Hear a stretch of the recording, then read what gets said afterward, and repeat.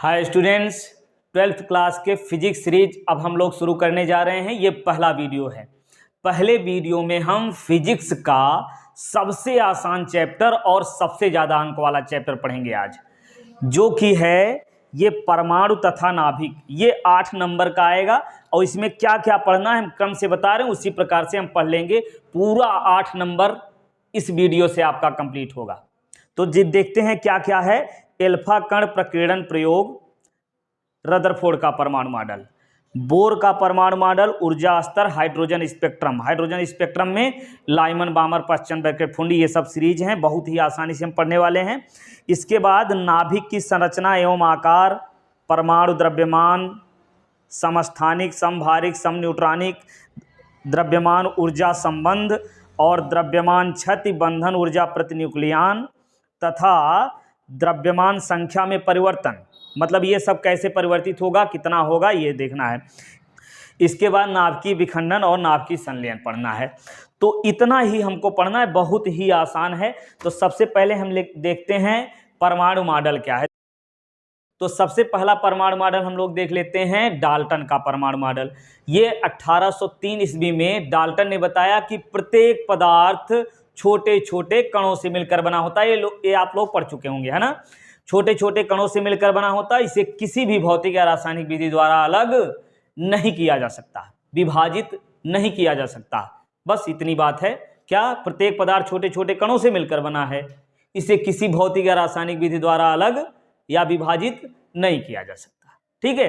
अब इन्होंने इतनी बात बता दिया, लेकिन बताने से कोई विशेष फायदा नहीं हुआ। क्यों नहीं हुआ? क्योंकि इनकी जो सिद्धांत हैं, जो नियम इन्होंने अपना परमाणु मॉडल बताया है, इसके आधार पर किसी भी विशेष प्रकार के गुण की व्याख्या नहीं की जा सकती। ना तो जो है तापायनिक उत्सर्जन, प्रकाश विद्युत प्रभाव, है ना, या आयनिक प्रभाव, मतलब इलेक्ट्रॉन निकल जाता है तो आयनिक हो जाता है, ये सब कोई भी जानकारी यहाँ पर नहीं थी। ना तो एल्फा कण का प्रकीर्णन, स्पेक्ट्रम, कोई भी व्याख्या नहीं की जा सकती।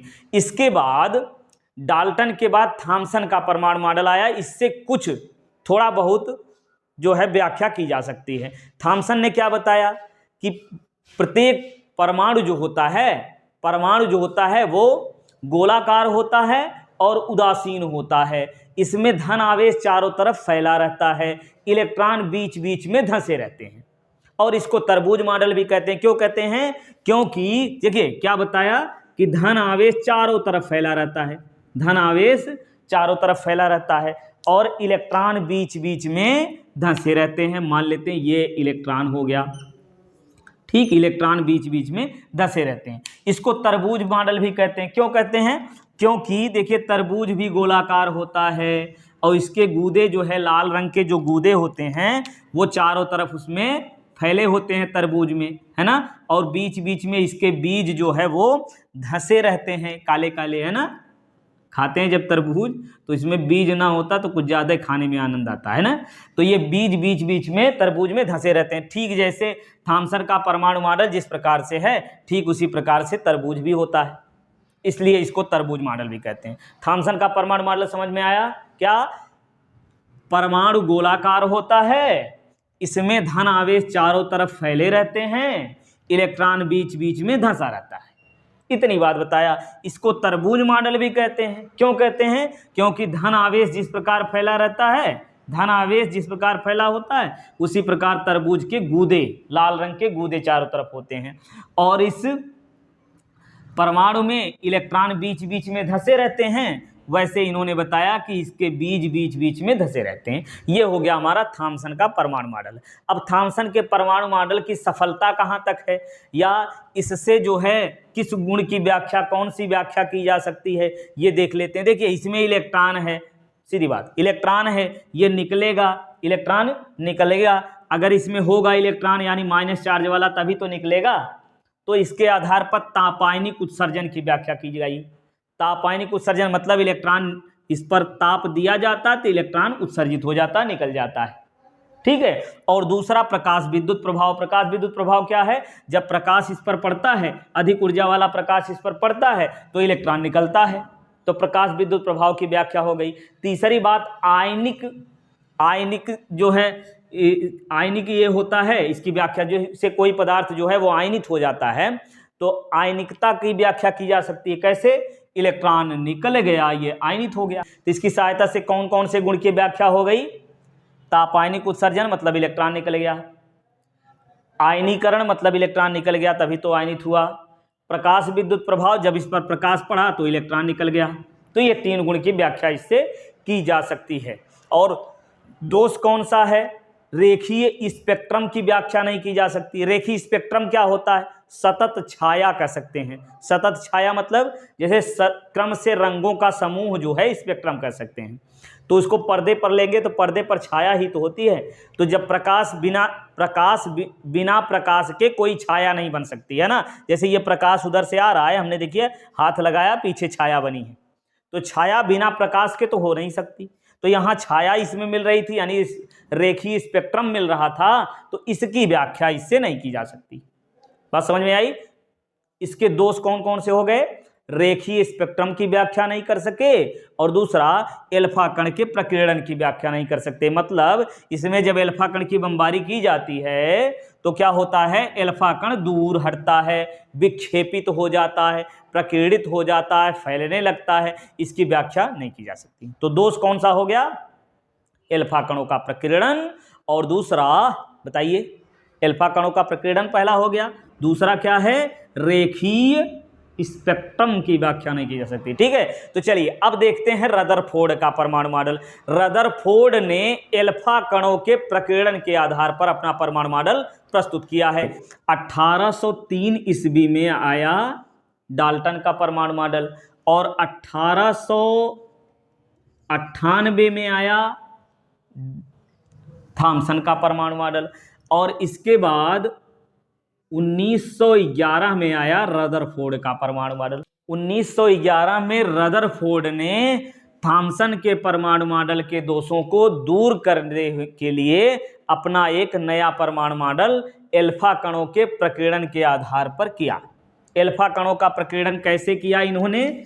एक स्वर्ण धातु की पतली पन्नी लिया, स्वर्ण धातु की पतली पन्नी लिया, इस पर एल्फा किरण की बमबारी कराई, सामने पर्दा रख दिया।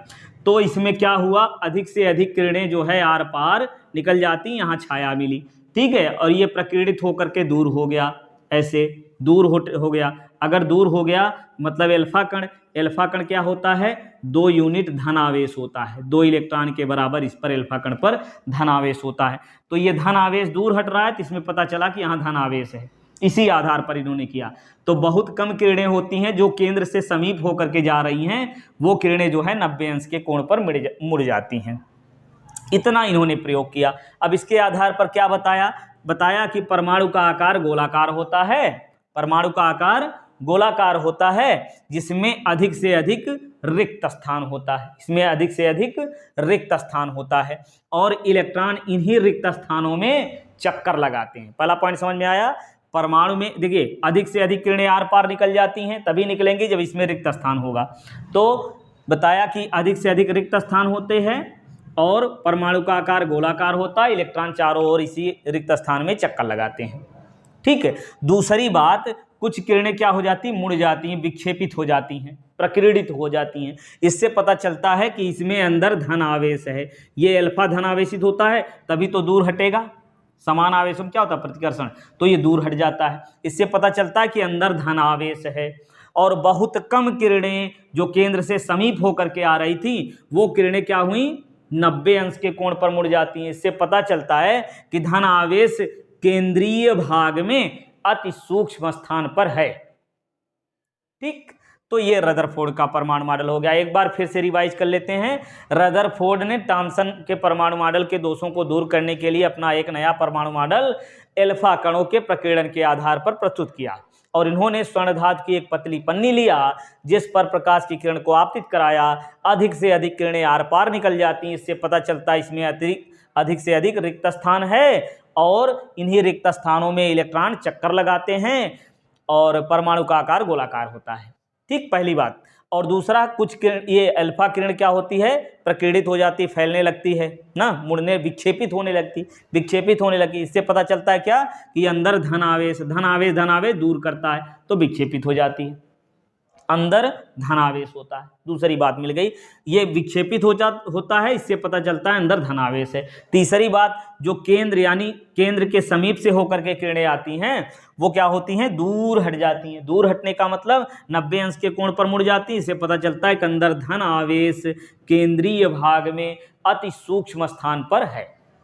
ठीक, ये हो गया रदरफोर्ड का परमाणु मॉडल।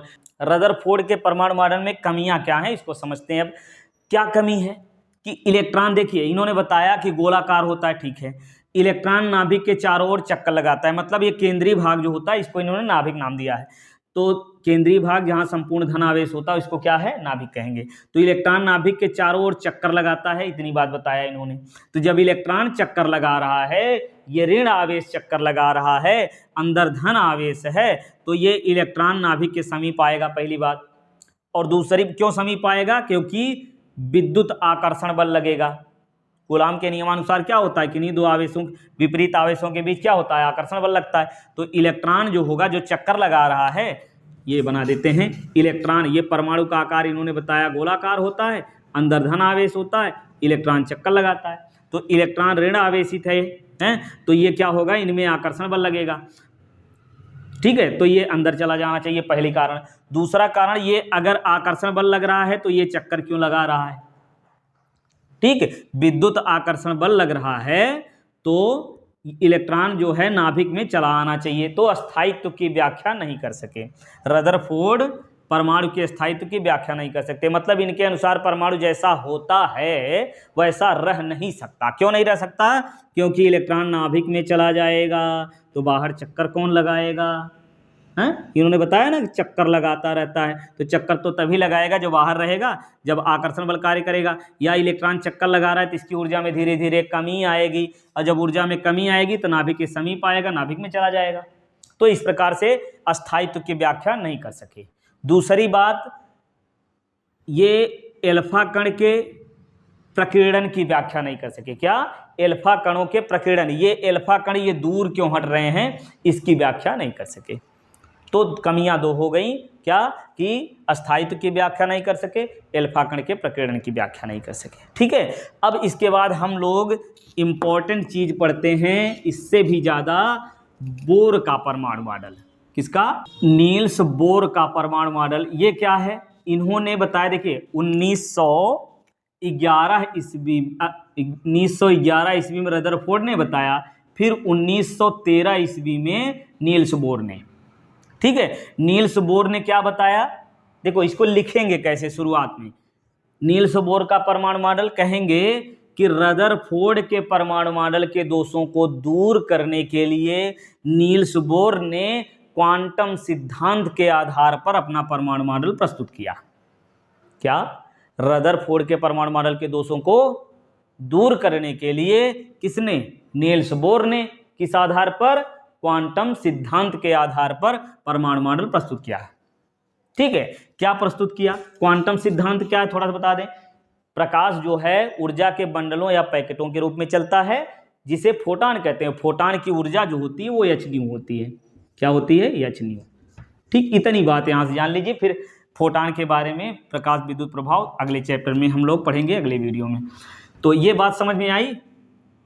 देखिए, नील्स बोर ने रदरफोर्ड के परमाणु मॉडल के दोषों को दूर करने के लिए अपना परमाणु मॉडल प्रस्तुत किया। क्या किया, पहली बात, इलेक्ट्रॉन नाभिक के चारों ओर सभी कक्षाओं में चक्कर नहीं लगा सकता। इलेक्ट्रॉन नाभिक के चारों ओर सभी कक्षाओं में चक्कर नहीं लगा सकता। इलेक्ट्रॉन केवल उन्हीं कक्षाओं में चक्कर लगा सकता है जिसमें उसके कोणीय संवेग का मान, कोणीय संवेग MVR, कोणीय संवेग का मान h/2 पाई का पूर्ण गुणित होता है, यानी h/2 पाई होता है, ठीक है।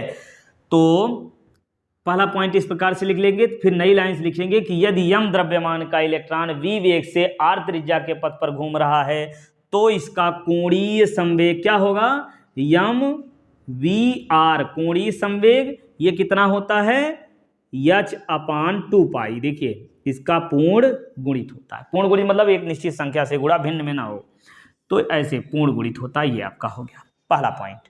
फिर से सुनिए, इलेक्ट्रॉन नाभिक के चारों ओर सभी कक्षाओं में चक्कर नहीं लगा सकता, केवल उन्हीं कक्षाओं में चक्कर लगा सकता है जिसमें उसके कोणीय संवेग का मान h/2 पाई का पूर्ण गुणित होता है, बस, ठीक है। जहां n क्या है, मुख्य क्वांटम संख्या कह लीजिए या कोषों की संख्या कह लीजिए। इसका मान 1 2 3 4 ऐसे डॉट डॉट कोषों की संख्या है ये, ठीक।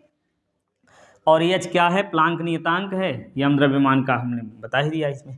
अब दूसरा पॉइंट, जब इलेक्ट्रॉन एक निश्चित ऊर्जा वाली कक्षाओं में या कह लीजिए अस्थायी ऊर्जा वाली कक्षाओं में चक्कर लगाता है तो इलेक्ट्रॉन का उत्सर्जन नहीं करता है। तो दूसरा पॉइंट आपका हो गया कि जब इलेक्ट्रॉन निश्चित ऊर्जा वाली कक्षाओं में चक्कर लगाता है, अस्थायी ऊर्जा वाली कक्षाओं में चक्कर लगाता है तो ऊर्जा का उत्सर्जन नहीं करता है, ठीक है। अब तीसरे पॉइंट में लिखेंगे, देखिए तीसरे पॉइंट में हम लिखेंगे कि इलेक्ट्रॉन जब निम्न ऊर्जा स्तर से उच्च ऊर्जा स्तर में जाता, देखिए ये नाभिक हो गया, ये पहला कोष, ये दूसरा कोष, देखिए इसको ऊर्जा स्तर भी कहते हैं। तो ये पहला ऊर्जा स्तर है, ये दूसरा। तो जब नाभिक के पास चक्कर लगाएगा इलेक्ट्रॉन तो उसे कम ऊर्जा की आवश्यकता होगी। देखिए ये रस्सी से हमने बांध दिया कोई पिंड और इसको घुमाएंगे, जब कम ऊर्जा से घुमाएंगे तो वहीं पास में घूमेगा। जितने ज़्यादा ऊर्जा लगाएंगे उतने दूर होता जाएगा। तो ज़्यादा ऊर्जा रहेगी तो दूर चक्कर लगाएगा, कम ऊर्जा रहेगी तो पास चक्कर लगाएगा, है ना।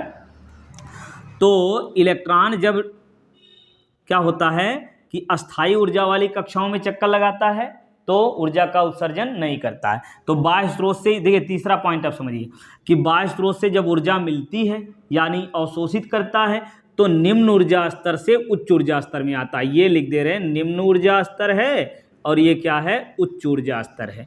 तो निम्न ऊर्जा स्तर की ऊर्जा लिख दे रहे हैं E1 है और उच्च ऊर्जा स्तर की ऊर्जा E2 है।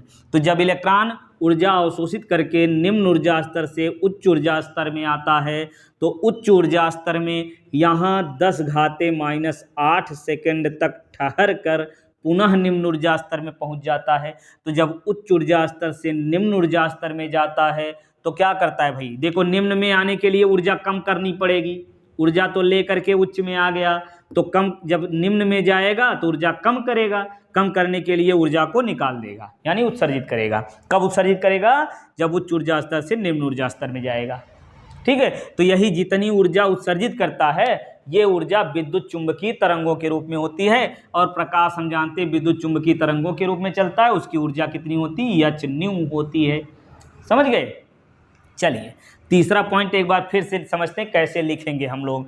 तो जब इलेक्ट्रॉन बाह्य स्रोत से ऊर्जा अवशोषित करता है तो निम्न ऊर्जा स्तर से उच्च ऊर्जा स्तर में जाता है और उच्च ऊर्जा स्तर में 10⁻⁸ सेकंड तक ठहर करके पुनः निम्न ऊर्जा स्तर में आता है और विद्युत चुंबकीय तरंगों के रूप में ऊर्जा का उत्सर्जन करता है। बात समझ में आई इतनी? अब देखिए, अब फिर नई लाइन से हम मानेंगे कि यदि निम्न ऊर्जा स्तर की ऊर्जा E1 उच्च ऊर्जा स्तर की ऊर्जा E2 है तो E2 है और उत्सर्जित प्रकाश की या कह लीजिए ऊर्जा की आवृत्ति न्यू है तो क्या होगा? देखिए कितनी ऊर्जा उत्सर्जित होगी? यहाँ ऊर्जा जो है E2 है उसमें से E1 माइनस कर लीजिए। जैसे समझिए ये निम्न ऊर्जा स्तर मान लीजिए गिनती में 12 है, यहाँ 15 ऊर्जा की आवश्यकता हुई। 15 से 12 वाले में जाने के लिए क्या होगा? 3 जूल ऊर्जा उसको निकालना पड़ेगा, तभी तो 12 होगा, तभी निम्न में जाएगा। यानी 15 यहाँ ऊर्जा है, यहाँ 12 है तो इसको घटाना पड़ेगा, तभी जो है 3 जूल ऊर्जा निकलेगी, तब निम्न ऊर्जा स्तर में जाएगा। ये 3 और 15 हमने ये समझने के लिए लिखा, इसको लिखना नहीं है। तो E2 माइनस E1 इतनी ऊर्जा उत्सर्जित होगी। उत्सर्जित ऊर्जा की आवृत्ति न्यू माने हैं तो यहाँ लिखेंगे h न्यू बराबर E2 माइनस E1।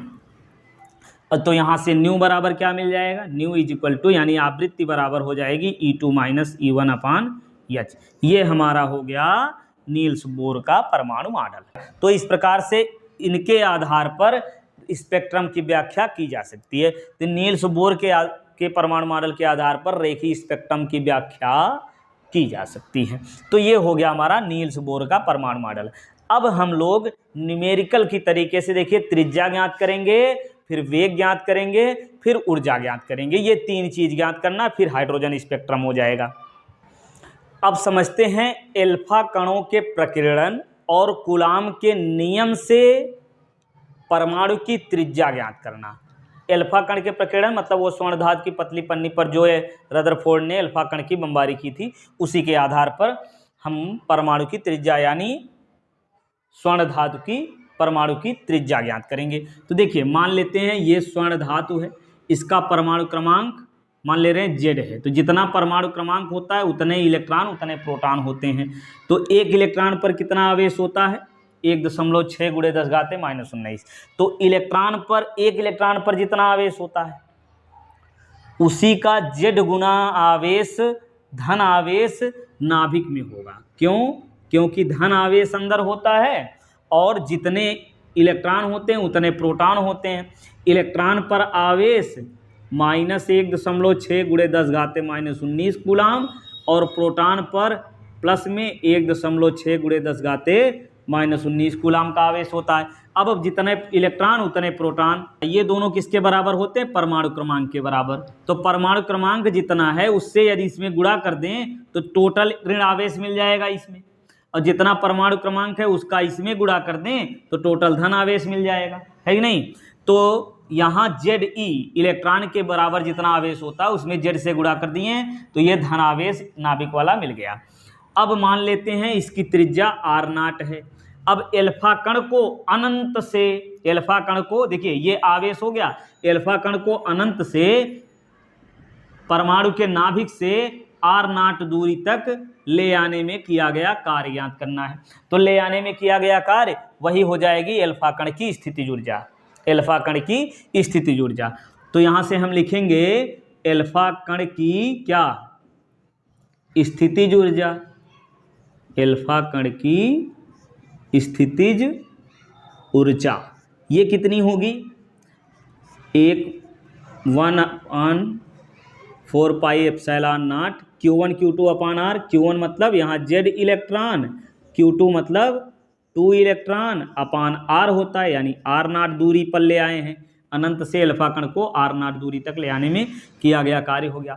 अब जितनी उसमें स्थितिज ऊर्जा थी, देखिए ये आया है मतलब उस एल्फा कण में गतिज ऊर्जा थी, वो गतिज ऊर्जा इसमें स्थितिज ऊर्जा के रूप में संचित हो जाती है, यानी जितना गतिज ऊर्जा होगी वो खत्म हो गई।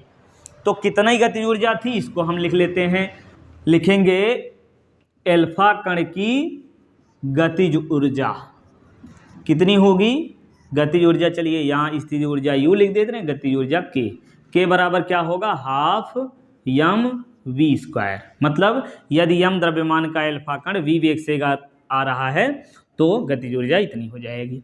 अब ये गतिज ऊर्जा स्थितिज ऊर्जा के बराबर होगी, चूंकि पूरी गतिज ऊर्जा स्थितिज ऊर्जा में परिवर्तित हो गई, चूंकि यहाँ आके रुक गया है। ठीक है, कहाँ से? अनंत से R0 दूरी तक ले आए हैं, इतनी दूरी तक ही ले आए हैं, मतलब जो गतिज ऊर्जा होगी यहीं तक ले आने में स्थितिज ऊर्जा के बराबर होगी। तो अब दोनों बराबर कर लीजिए, यहाँ लिख करके कि गतिज ऊर्जा, एल्फा कण की गतिज ऊर्जा उसमें स्थितिज ऊर्जा के रूप में संचित हो जाती है, या गतिज ऊर्जा स्थितिज ऊर्जा के बराबर होती है। दोनों बराबर करिए, क्या मिलेगा? 1/4πε0 और इधर ZE × 2E/R0 और इधर होगा क्या? 12mv²। ठीक है, अब यहाँ से हमको निकालना है त्रिज्या R0।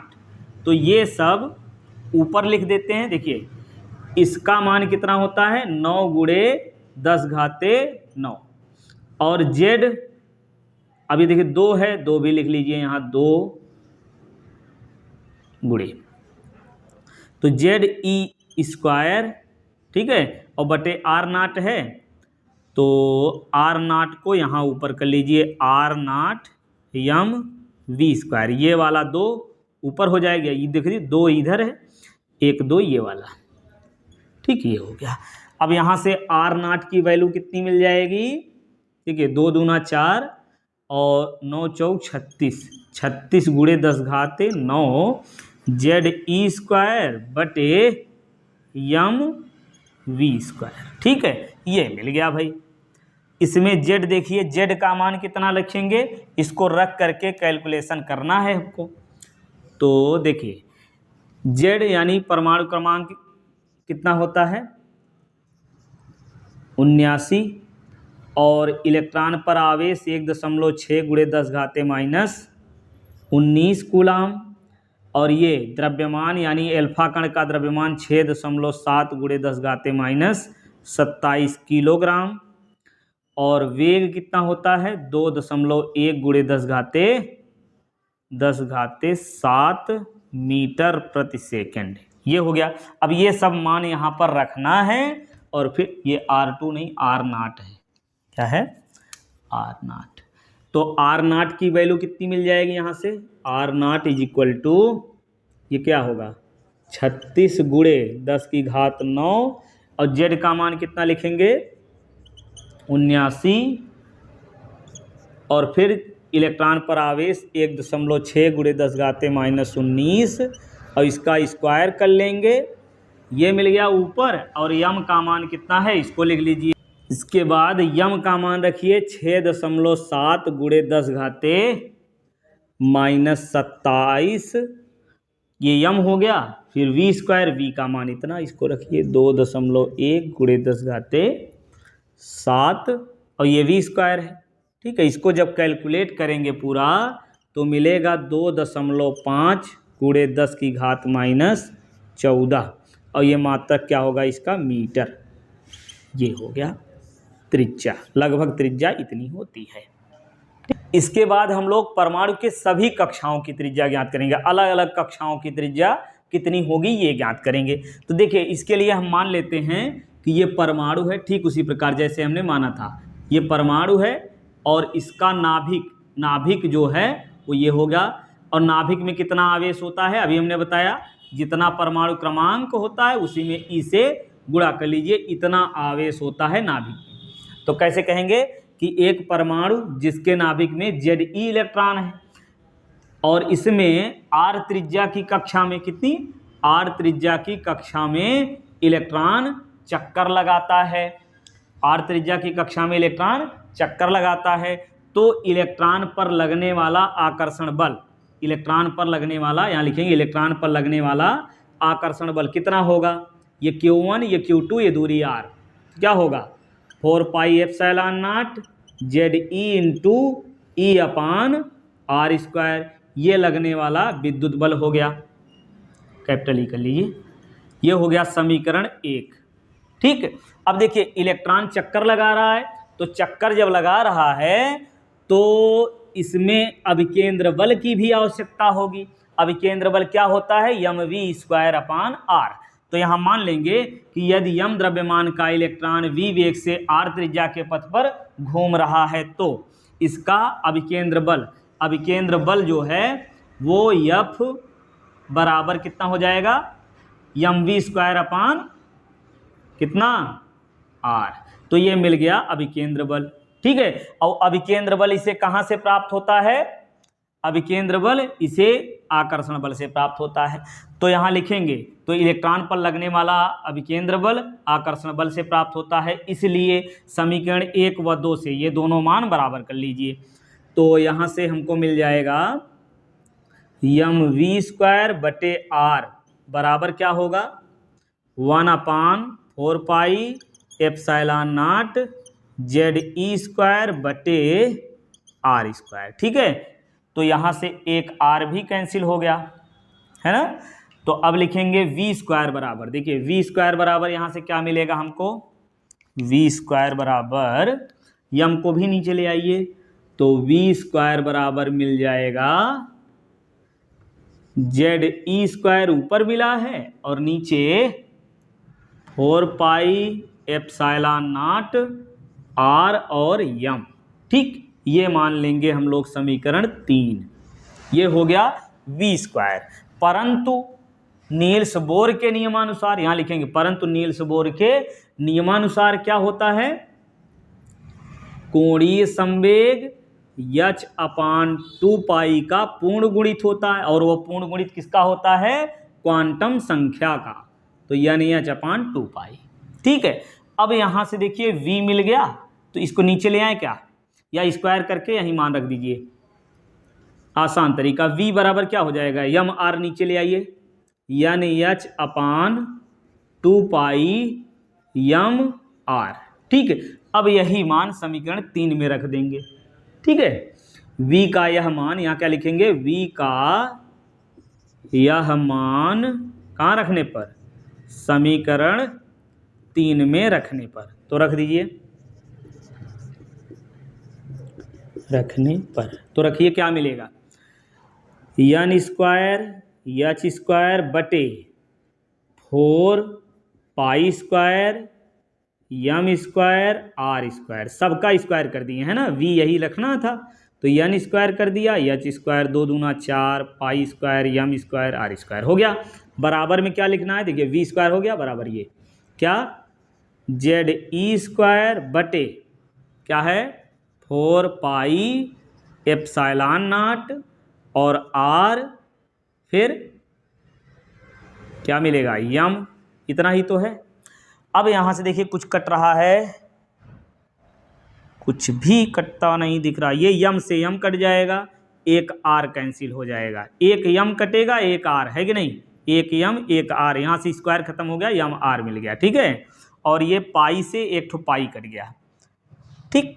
तो यहाँ देखिए त्रिज्या बची है, आर को यहाँ लाइए, बाकी सब इधर कर लीजिए या क्रॉस मल्टीप्लाई कर लीजिए, आराम रहेगा। यहाँ मिला कितना, 4 से 4 भी काट दो, यहाँ मिल गया क्या पाई यम और आर, ठीक है ना। अब क्या करेंगे, इधर गुणा कर लिए, पाई एक यम और एक आर है ना, और ये जेड ई स्क्वायर, ठीक। बराबर में मिला क्या है N square H square epsilon naught, ठीक है। तो यहाँ से आर बराबर क्या मिल जाएगा, आर बराबर यन स्क्वायर, इसको अच्छे से याद रखिए, N square H square epsilon naught बटे में क्या मिलेगा पाई यम जेड ई स्क्वायर, ठीक। ये मिल गया आर, ठीक है। अब यहाँ देखिए यन स्क्वायर और जेड ये छोड़ करके बाकी सभी क्या है कांस्टेंट है यानी नियतांक है, पाई एच जो है प्लांक नियतांक है, पाई ऑलरेडी नियतांक है ही, और एप्सिलॉन नॉट जो है निर्वात की चुंबकशीलता हो विद्युतशीलता हो जाएगी, और ई इलेक्ट्रॉन पर आवेश 1.6 होता ही है, और ये जेड परमाणु क्रमांक अगर बदल जाएगा, परमाणु अगर बदल जाएगा तो परमाणु क्रमांक भी बदल जाएगा, और ये यन क्या है कक्षाओं की संख्या, अलग अलग कक्षाएं अगर बदलेंगी तब यन का मान बदलेगा। तो इसमें यन जो है ये कक्षाओं की संख्या, ये और ये परमाणु क्रमांक अलग अलग परमाणुओं के लिए अलग अलग हो जाएगा, यन और जेड इसमें ये परिवर्तित हो रहे हैं, बाकी सभी क्या है कांस्टेंट हैं। तो इसको हम लिखेंगे आर बराबर क्या यन को बाहर कर लीजिए एच स्क्वायर एप्सिलॉन नॉट और बटे में पाई यम ई स्क्वायर, ठीक। इतना ये हो गया, और यहाँ लिखेंगे क्या ये बचा यन स्क्वायर और नीचे क्या मिला जेड को हमने बाहर कर लिया। तो इस प्रकार से यन और जेड का मान बदल करके अलग अलग परमाणुओं के सभी कक्षाओं की त्रिज्या ज्ञात कर सकते हैं इस फार्मूले से, ठीक है। इसके बाद हमको देखना है सभी कक्षाओं में इलेक्ट्रॉन का वेग, सभी कक्षाओं में इलेक्ट्रॉन का वेग। उसके लिए क्या करेंगे, देखिए यहीं से शुरुआत कर लीजिए, क्या कहेंगे नील्स बोर के परमाणु मॉडल से M V R equal to यानी h/2 पाई, ये हो गया। फिर लिखेंगे परंतु आर बराबर, यहाँ लिखेंगे आर या ऐसे कर लीजिए, चूंकि आर बराबर क्या होता है ये आपको याद रखना, क्या N square H square epsilon naught बटे यम पाई यम है ना, पाई यम जेड तो हमने बाहर कर लिया, पाई यम जेड ई स्क्वायर, इतना ये आर का मान होता है। अब यही आर का मान यहाँ रख करके वेग ज्ञात करेंगे, कैसे देखिए, रखिए यम वी और आर की जगह क्या लिखेंगे N square H square epsilon naught और बटे में क्या मिलेगा पाई यम जेड ई स्क्वायर, इधर हो गया यम वी फिर ये आर, और इधर लिखेंगे यन क्या है यन एच अपान 2 पाई, ठीक है। ये देखिए पाई से पाई ये कट गया। अब यहाँ से हमको निकालना यही वेग, देखिए यम से यम भी कट गया, और कुछ एक यन भी यहाँ से कट जाएगा, एक एच भी कट गया है कि नहीं। अब यहाँ मिला क्या, देखिए साफ साफ ये v इक्वल वी और क्या मिला है एक यन एक एच एप्सिलॉन नॉट और नीचे जेड ई स्क्वायर बराबर यानी एच तो कट ही गया, 1/2 बचा है यही। ठीक, तो यहाँ से v बराबर क्या मिलेगा, इसको मिटा दें। v बराबर मिल जाएगा हमको, v बराबर क्या मिलेगा, जेड ई स्क्वायर ऊपर कर लीजिए, जेड ई स्क्वायर और नीचे ये v के अलावा नीचे 2 है यहाँ ना, v के अलावा सब चीज़ नीचे ले आइए, तो ये हो गया n एच एप्सिलॉन नॉट। ठीक है, तो इसमें z और n को बाहर कर दीजिए तो क्या मिलेगा, तो v बराबर हमको मिल जाएगा ई स्क्वायर बटे क्या 2h एप्सिलॉन नॉट ये। और इसको जब कैलकुलेट करेंगे तो ये वैल्यू आपको अच्छे से याद रखनी है, z/n। अब यहाँ इसकी वैल्यू होती है 2.v बराबर 2.18 × 10⁻6। इसको कैलकुलेट करेंगे, फिर ये मिला z/n, तो z/n ये आपको अच्छे से याद रखना है। ये मिल गया वेग। ठीक है, सभी कक्षाओं में इलेक्ट्रॉन का वेग मिल गया। इसके पहले हमने परमाणु के अंदर विभिन्न कक्षाओं में इलेक्ट्रॉन की त्रिज्या ज्ञात किया, फिर वेग ज्ञात किया। अब विभिन्न कक्षाओं में इलेक्ट्रॉन की ऊर्जा ज्ञात करेंगे हम। तो ऊर्जा ज्ञात करने के लिए क्या करेंगे, देखिए इलेक्ट्रॉन चक्कर लगा रहा है, तो हम मान लेते हैं कि यदि इलेक्ट्रॉन v वेग से चक्कर लगा रहा है, तो देखिए v का मान यही मिला है ना, हम यही रख लेंगे।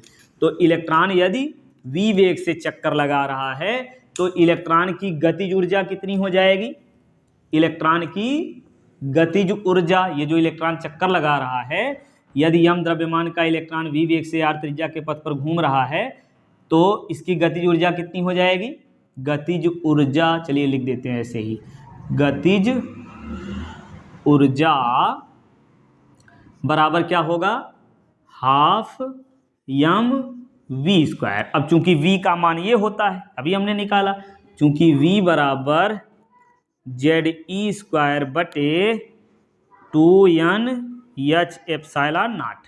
अब ये वाला मान यहाँ रखिए, तो गतिज ऊर्जा कितनी मिल जाएगी, 1/2 और m, फिर v का मान ये वाला रखिए, चूंकि स्क्वायर करके लिखना लिख लीजिए, तो ये आ गया Z² e⁴ हो गया। नीचे बोलते जाइए क्या होगा, n 2 का स्क्वायर 4 और ये n² h² epsilon naught square, ये मिल गई हमारी गतिज ऊर्जा। अब इलेक्ट्रॉन की स्थितिज ऊर्जा, इसको मिटा दे रहे हैं, इलेक्ट्रॉन की स्थितिज ऊर्जा कितनी होगी, इलेक्ट्रॉन की स्थितिज ऊर्जा ये कितनी होती भाई, निकाय की देखिए स्थितिज ऊर्जा हम लोग परिभाषित कर लिए हैं पहले चैप्टर में। तो इलेक्ट्रॉन किसी आवेश को अनंत से वैद्युत क्षेत्र में ला करके निकाय की रचना करने में जो कार्य किया जाता है वह स्थितिज ऊर्जा होती है। और स्थितिज ऊर्जा का सूत्र क्या होता है, 1/4πε0। ये Q1 आवेश, ये Q2 है, तो क्या होगा Q1 Q2/R, ये स्थितिज ऊर्जा होता है। अब यदि देखिए दोनों समान आवेश हैं तो ये इनको ले आना पड़ेगा, और जब ले आना पड़ेगा तो कार्य करना पड़ेगा। किया गया कार्य हमेशा धनात्मक होता है, और जो स्वयं कार्य होता है यानी प्राप्त कार्य होता है वो ऋणात्मक होता है। तो यहाँ क्या होगा, धनात्मक। अब इसमें इलेक्ट्रॉन चक्कर लगा रहा है नाभिक के चारों ओर,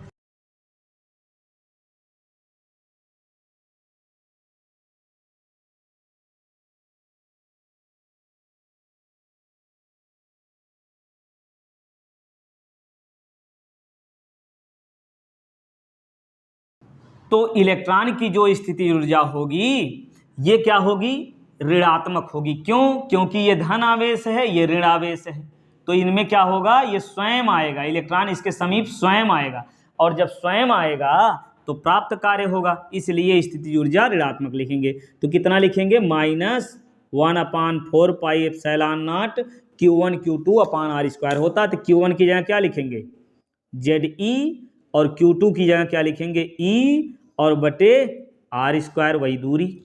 ठीक है, ये ऊर्जा मिल गई।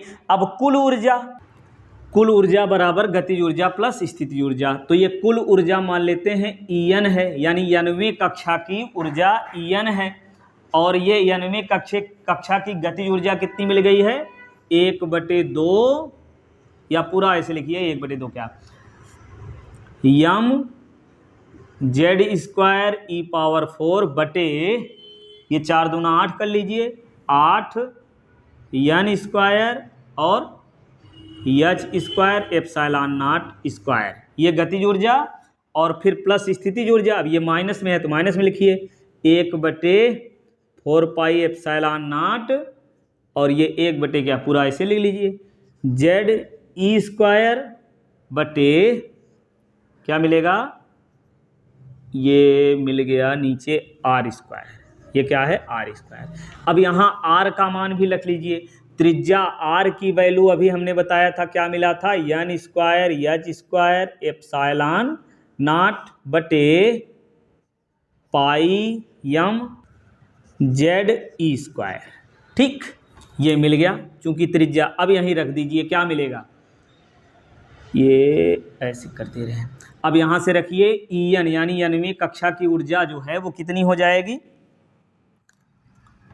En बराबर, ध्यान दीजिए भाई, M square Z square e⁴, ये हो गया, बटे 8 n square H square epsilon naught square, ये डाटा, माइनस यहाँ रखिए जेड ई स्क्वायर बटे 4 पाई एप्सिलॉन नॉट, आर की जगह देखिए ये आर स्क्वायर, स्थितिज ऊर्जा आर होती है ना, स्थितिज ऊर्जा आर। अब इस आर का मान यहाँ रख लीजिए तो क्या होगा, n square H square epsilon naught, और नीचे क्या लिखेंगे, pi m z e square. देखिए कुछ कट रहा है, पाई से पाई कट गया, बाकी चीज़ ऊपर लिख लेंगे, तो ये मिल जाएगा En बराबर, ध्यान समझिए बहुत ही आसान है, क्रम से थोड़ा सा कैलकुलेशन है बस, M square Z square e⁴, और नीचे 8 एन स्क्वायर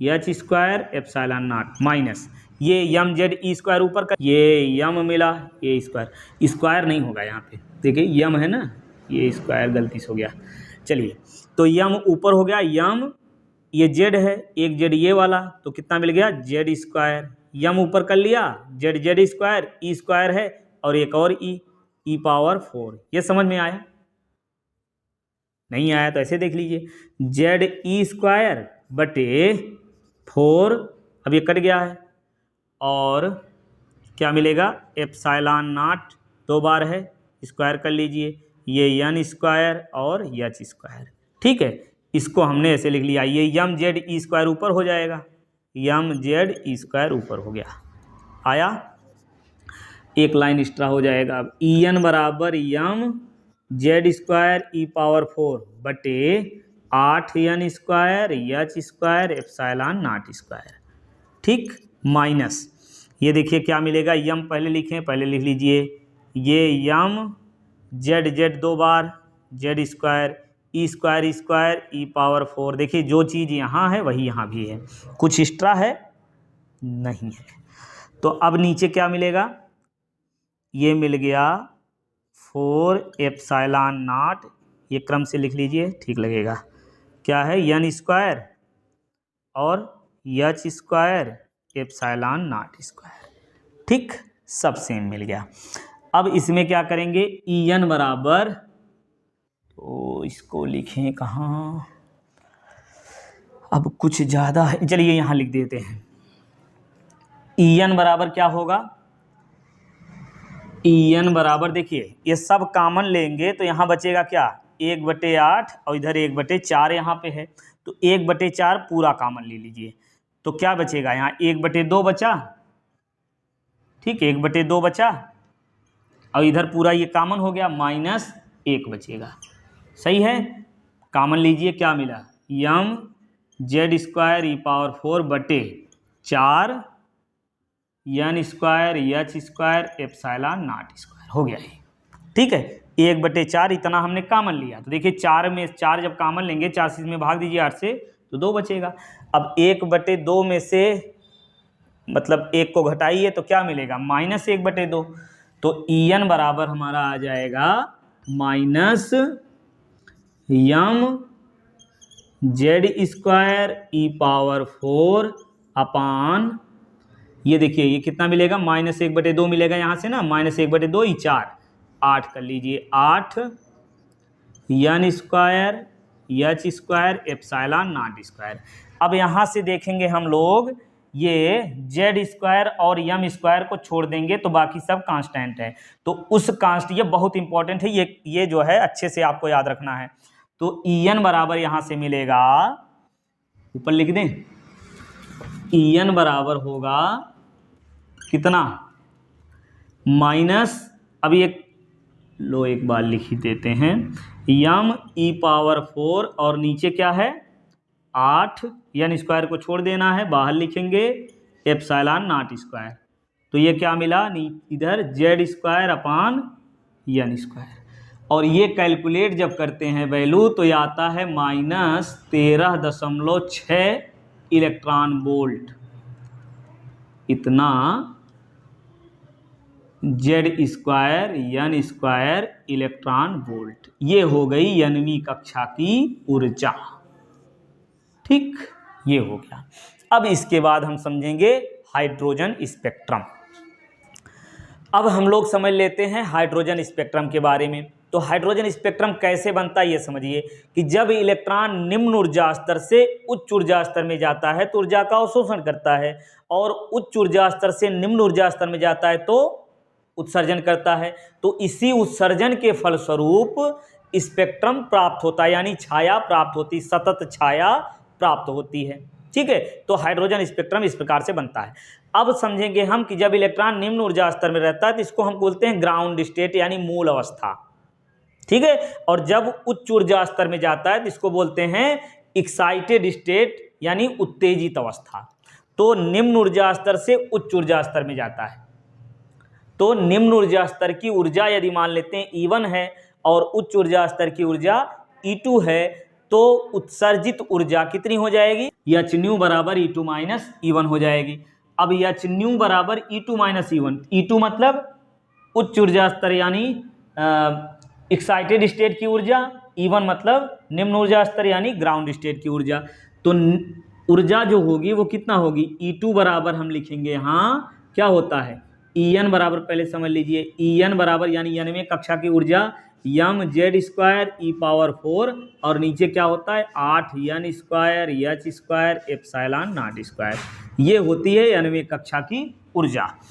अब क्या करेंगे, E2 की जगह हम कितना लिखेंगे उसको रखिए, ये मिल जाएगा यम जेड स्क्वायर ई पावर 4 और बटे 8 n square H square epsilon naught square. ठीक, माइनस उच्च ऊर्जा स्तर की ऊर्जा, यानी दूसरे कोष की, देखिए यहाँ हो गया E2 और दूसरे कोष की ऊर्जा यहाँ एन की जगह यहाँ E1 कर लेंगे।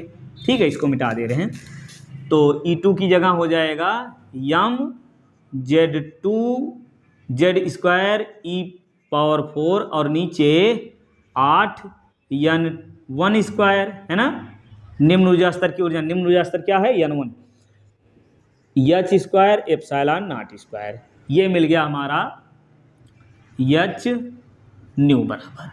ठीक है, तो अब यहाँ से देखिए सब चीज़ सेम है, तो क्या करेंगे हम, N2 है यहाँ N1 है, यही अंतर है, तो बाकी सब क्या कर लेंगे, कॉमन ले लेंगे। ले लीजिए कॉमन, क्या मिलेगा, ये मिला यम जेड स्क्वायर ई पावर 4 और नीचे 8 H square epsilon naught square, यही है, और यहाँ बचेगा क्या 1/N2 square minus 1/N1 square. एक चीज़ और ध्यान दीजिए कि ये ऊर्जा होती है माइनस में, किसमें होती है, माइनस में। अब ये माइनस में लिखेंगे, ये भी तो माइनस में ही है, तो ये क्या हो जाएगा, माइनस माइनस प्लस हो जाएगा। कॉमन लीजिए तो यहाँ देखिए ये मिलेगा माइनस में और ये माइनस माइनस प्लस में। ठीक है, अब यहाँ से देखिए एच न्यू मिल गया। अब एच न्यू, चूंकि न्यू बराबर क्या होता है, आवृत्ति बराबर होता है चाल बटे तरंग दैर्ध्य C/λ, तो ये मिल जाएगा एच C/λ।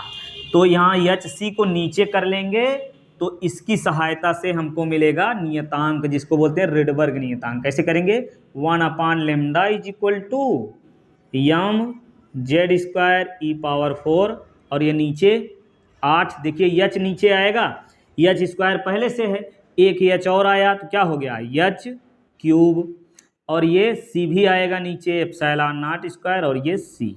ठीक, एच सी को नीचे कर लिए, सी क्यूब हो गया, एच क्यूब हो गया और सी आ गया। अब यहाँ से ये देखिए प्लस वाला पहले लिख लीजिए, n 1 square minus n 2 square, ये मिल गया हमारा। ठीक, अब इसमें देखिए जेड स्क्वायर को छोड़ करके बाकी सभी क्या है कांस्टेंट है, तो जेड स्क्वायर को छोड़ करके बाकी जो कांस्टेंट मिलेगा इसी को बोलते हैं रिडबर्ग नियतांक। तो रिडबर्ग नियतांक बराबर क्या हो जाएगा,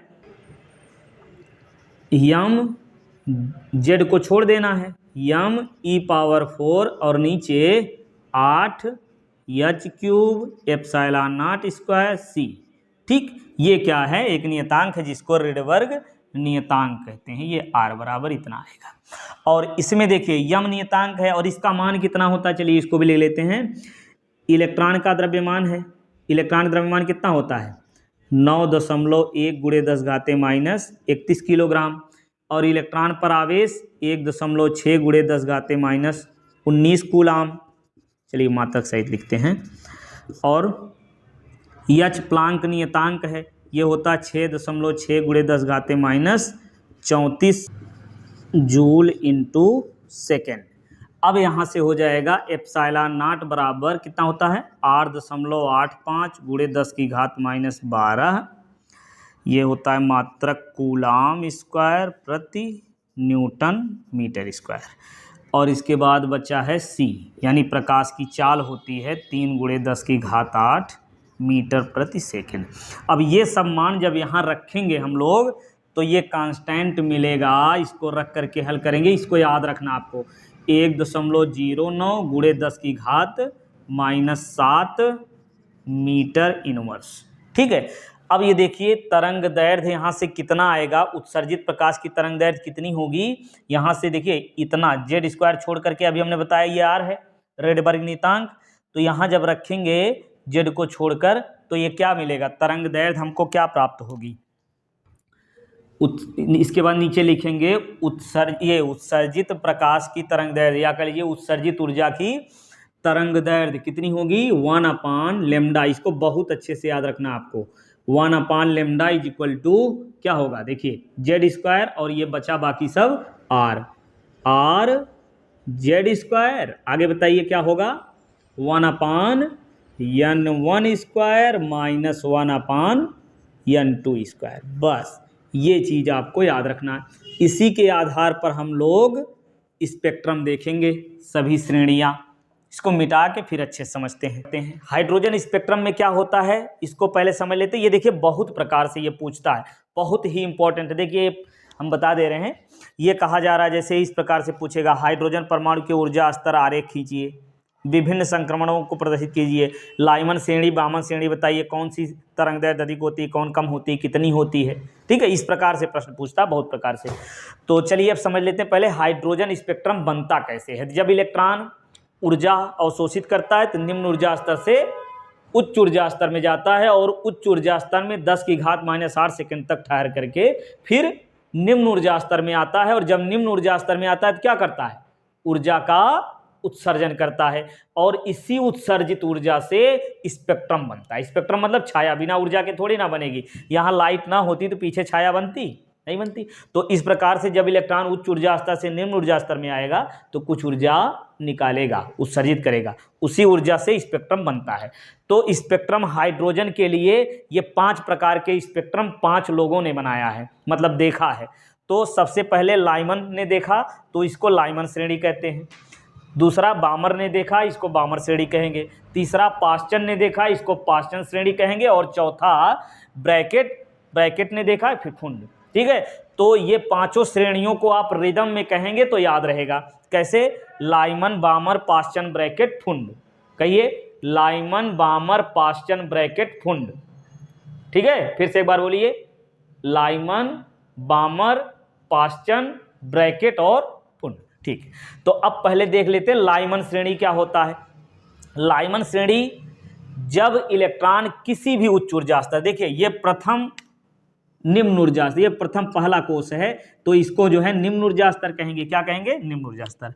ये प्रथम निम्न ऊर्जा स्तर है यानी पहला कोष, और ये दूसरा कोष, और ये तीसरा, ये चौथा, ये पांचवा, और ये छठवां, फिर ये सातवां है।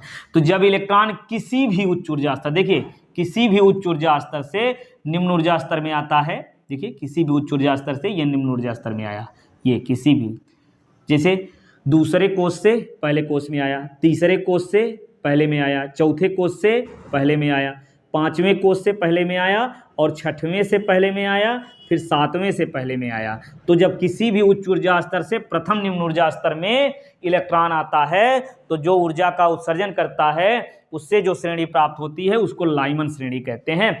और लाइमन श्रेणी में देखिए यहाँ ऊर्जा अधिक है, जहां देखिए किसी भी उच्च ऊर्जा स्तर से प्रथम निम्न ऊर्जा स्तर में आता है यहां ऊर्जा सबसे अधिक होती है। तो जहां ऊर्जा अधिक होती है वहां तरंग दैर्ध्य सबसे कम होता है। अब दूसरा देखेंगे ब्रैकेट, देखिए क्रम से थोड़ा थोड़ा समझते चलिए, फिर डिटेल में क्रम से बताएंगे। लाइमन में इतनी बात समझ में आ गई कि इलेक्ट्रॉन किसी भी उच्च ऊर्जा स्तर से प्रथम निम्न ऊर्जा स्तर में आता है, ठीक है। और बामर में क्या होता है कि किसी भी उच्च ऊर्जा स्तर से इलेक्ट्रॉन द्वितीय निम्न ऊर्जा स्तर में आता है। तो किसी भी उच्च ऊर्जा स्तर से द्वितीय निम्न ऊर्जा स्तर, जैसे तीसरे कोष से दूसरे कोष में आएगा, चौथे कोष से दूसरे में, पांचवें कोष से दूसरे में, फिर छठवें से दूसरे में, सातवें से दूसरे में। तो ये क्या मिल गया? बामर। अब पाश्चन में क्या होता है? किसी भी उच्च ऊर्जा स्तर से, हमेशा यही कहेंगे, किसी भी उच्च ऊर्जा स्तर से इलेक्ट्रॉन तृतीय निम्न ऊर्जा स्तर में आता है। ये तृतीय निम्न ऊर्जा स्तर में आएगा। कैसे? चौथे से तृतीय कोष में, फिर पांचवें कोष से चौथे कोष में, तीसरे में, सब में आएगा, छठवें से तीसरे कोष में, सातवें कोष से तीसरे में। तो ये हो गया लाइमन, बामर, ये पाश्चन हो गया। अब ब्रैकेट में क्या कहेंगे आप? किसी भी उच्च ऊर्जा स्तर से इलेक्ट्रॉन, बताइए किसी भी उच्च ऊर्जा स्तर से, जब इलेक्ट्रॉन किसी भी उच्च ऊर्जा स्तर से कहां आता है? चौथे निम्न ऊर्जा स्तर में आता है, तो ये ब्रैकेट मिल जाता है, ब्रैकेट श्रेणी प्राप्त होती है। अब आगे बढ़िए, फुंड में क्या होता है? किसी भी उच्च ऊर्जा स्तर से इलेक्ट्रॉन पांचवें निम्न ऊर्जा स्तर में आता है तो जो ऊर्जा का उत्सर्जन करता है उस उत्सर्जित ऊर्जा से जो स्पेक्ट्रम प्राप्त होता है उसको हम कहते हैं फुंड श्रेणी, ठीक है। चलिए अब ऊर्जा के बारे में थोड़ा सा और अच्छे से समझ लेते हैं। देखिए क्या लगता है आपको, कहाँ ज़्यादा ऊर्जा उत्सर्जित होगी, ये फुंड में या लाइमन में? क्या लग रहा है? बहुत बढ़िया, लाइमन में। चूंकि किसी भी उच्च ऊर्जा स्तर से प्रथम में आ रहा है तो ऊर्जा अंतराल जो है ज़्यादा हो जा रहा है, तो यहाँ ऊर्जा अधिक होगी। और लाइमन, फिर बामर में उससे कम ऊर्जा, पाश्चन में कम ऊर्जा, ब्रैकेट में और भी कम, फुंड में सबसे कम ऊर्जा होगी। तो जहां ऊर्जा कम होती है वहां तरंग दैर्ध्य अधिक होता है। तो यदि पूछा जाए किस श्रेणी में तरंग दैर्ध्य सबसे अधिक होगा तो क्या बताएंगे? फुंड में। क्यों? क्योंकि ऊर्जा यहां कम है। और किस में तरंग दैर्ध्य ज्यादा होती है? लाइमन में, ठीक। अब अगर पूछा जाए लाइमन, बामर, पाश्चन, ऐसे तीन करके, लाइमन, बामर, पाश्चन में किसकी तरंग दैर्ध्य अधिक होगी? पाश्चन की। किसकी ऊर्जा ज्यादा होगी? लाइमन की। समझ गए? इन दोनों में पूछा जाए तो ऐसे तुलना करके आप आसानी से लिख सकते हैं। अब अगर देखिए, अब लाइमन में देखेंगे, देखिए द्वितीय उच्च ऊर्जा स्तर से प्रथम निम्न ऊर्जा स्तर में, तृतीय उच्च ऊर्जा स्तर से प्रथम निम्न ऊर्जा स्तर में आया है। तो इन दोनों में देखिए द्वितीय ऊर्जा स्तर से, उच्च ऊर्जा स्तर से जब प्रथम निम्न ऊर्जा स्तर में आता है तब ऊर्जा ज्यादा होगी कि तृतीय उच्च ऊर्जा स्तर से प्रथम में आएगा तब ऊर्जा ज्यादा होगी। कब ऊर्जा ज्यादा होगी? द्वितीय में से पहले में आने में या तृतीय में से पहले में आने में? किसमें ऊर्जा ज्यादा होगी? तृतीय में से पहले में आने में। बहुत बढ़िया। तो अब जब तृतीय से पहले में आने में ऊर्जा ज्यादा होगी तो इन दोनों के बीच में तरंग दैर्ध्य किसका अधिक होगा? किसका तरंग दैर्ध्य अधिक होगा? ये द्वितीय उच्च ऊर्जा स्तर से प्रथम निम्न ऊर्जा स्तर में आने में। क्यों? क्योंकि यहां ऊर्जा कम होगी, तरंग दैर्ध्य ज्यादा होगा, ठीक है।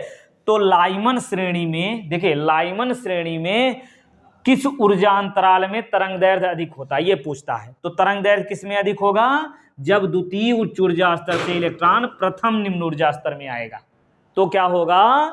तरंग दैर्ध्य अधिक होगी। और न्यूनतम तरंग दैर्ध्य किसमें होगी? जब इलेक्ट्रॉन अनंत से सबसे हाईएस्ट कर लीजिए, अनंत से प्रथम निम्न ऊर्जा स्तर में आता है तो ये लाइमन श्रेणी के सबसे निम्नतम तरंग दैर्ध्य होती है और अधिकतम ऊर्जा होती है। तो इसी प्रकार से आप आसानी से बता सकते हैं। इसके बाद एक चीज और देखना है कि ये कौन से भाग में प्राप्त होता है। कौन से भाग मतलब एक होता है पराबैंगनी, दृश्य भाग और रक्त भाग। ठीक है, तो क्या होता है, लाइमन श्रेणी ये पराबैंगनी भाग में प्राप्त होती है, पराबैंगनी भाग में प्राप्त होती है। लाइमन के बाद ये बामर जो है ये दृश्य भाग में प्राप्त होता है और बाकी सभी अवरक्त भाग में प्राप्त होते हैं। अवरक्त भाग में कौन प्राप्त होता है? जिसकी ऊर्जा कम होती है वो अवरक्त भाग में प्राप्त होता है। और ये बामर किस भाग में प्राप्त होता है? दृश्य भाग में। कौन सा प्राप्त होता है? बामर श्रेणी। ठीक है, और लाइमन श्रेणी किस में प्राप्त होती है? पराबैंगनी भाग में। तो एक एक चीज अच्छे से फिर से समझिए। जब इलेक्ट्रॉन किसी भी उच्च ऊर्जा स्तर से प्रथम निम्न ऊर्जा स्तर में आता है तो जो श्रेणी प्राप्त होती है वो लाइमन श्रेणी है। लाइमन श्रेणी में ऊर्जा अधिक होती है, सामान्यतः तरंग दैर्ध्य कम होती है।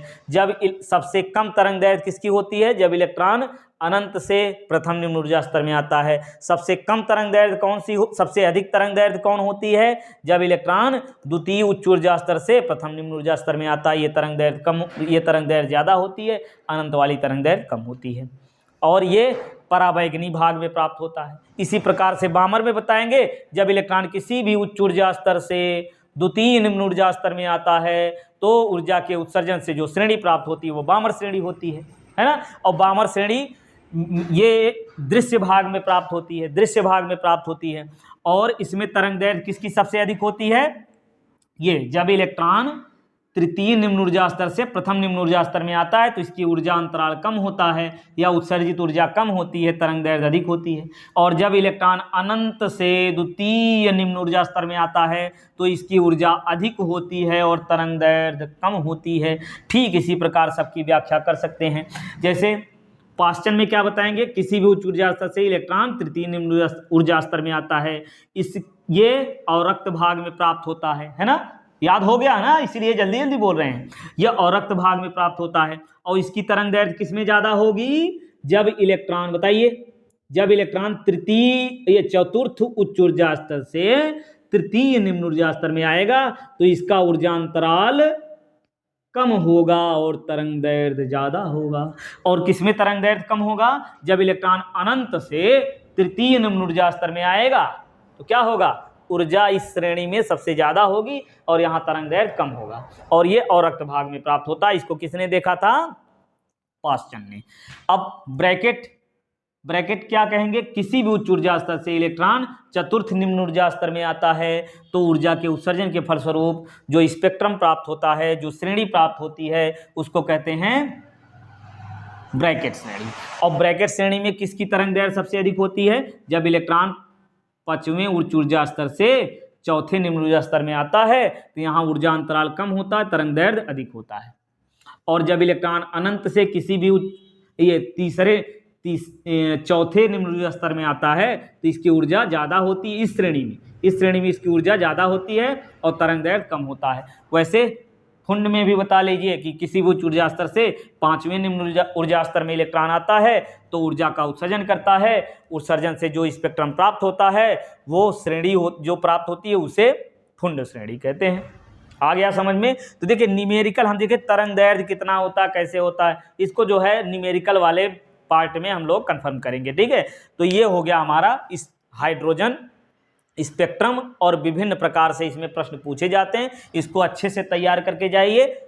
इसके बाद हम लोग पढ़ेंगे समस्थानिक, समभारिक, समन्यूट्रॉनिक, सम इलेक्ट्रॉनिक। नाभिक के बारे में सबसे पहले हम लोग जानेंगे कि नाभिक क्या है। कि किसी भी परमाणु के केंद्रीय भाग जहां संपूर्ण धनावेश होता है उसको क्या बोलते हैं? नाभिक। और नाभिक में क्या होता है? परमाणु के नाभिक में होता है प्रोटॉन और न्यूट्रॉन। ठीक है, किसी भी परमाणु के केंद्रीय भाग को नाभिक कहते हैं जिसमें प्रोटॉन और न्यूट्रॉन होता है। प्रोटॉनों की संख्या और न्यूट्रॉनों की संख्या के योग को न्यूक्लियन कहते हैं। तो नाभिक और न्यूक्लियन समझ में आया? नाभिक क्या है? परमाणु का केंद्रीय भाग जहां पर प्रोटॉन न्यूट्रॉन होते हैं, इन्हें नाभिक कहते हैं। और प्रोटॉनों की संख्या और न्यूट्रॉनों की संख्या के योग को न्यूक्लियन कहते हैं। नाभिक के आकार के बारे में रदरफोर्ड ने अल्फा कणों के प्रकीर्णन के आधार पर, रदरफोर्ड ने अल्फा कणों के प्रकीर्णन के आधार पर परमाणु मॉडल प्रस्तुत किया है ना, वही चीज। तो अल्फा कणों के प्रकीर्णन के आधार पर रदरफोर्ड ने बताया क्या कि नाभिक का जो आयतन होता है वो न्यूक्लियनों की संख्या के अनुक्रमानुपाती होता है। बस समझ में आई? नाभिक का आयतन, तो यदि मान लेते हैं यदि नाभिक की त्रिज्या r है तो नाभिक का आयतन कितना बनेगा? 4/3 पाई r क्यूब।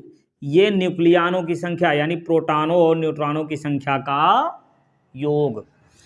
तो ये हो गया। अब यहां से देखिए ये नियतांक है ऑलरेडी, तो इसको भी हटा ही सकते हैं। तो r क्यूब प्रोपोर्शनल a, ये बन गया। ये क्यूब को हटा करके इधर जब आएगा तो 1/3 लिखेंगे। अब ये r बराबर यहाँ नियतांक आएगा r0। r0 क्या है? एक नियतांक है। r0 क्या है? एक नियतांक है जिसका आंकिक मान होता है, यानी r0 बराबर होता है 1.2 गुणे 10⁻⁻15। ठीक, ये हो गया नाभिक का आकार।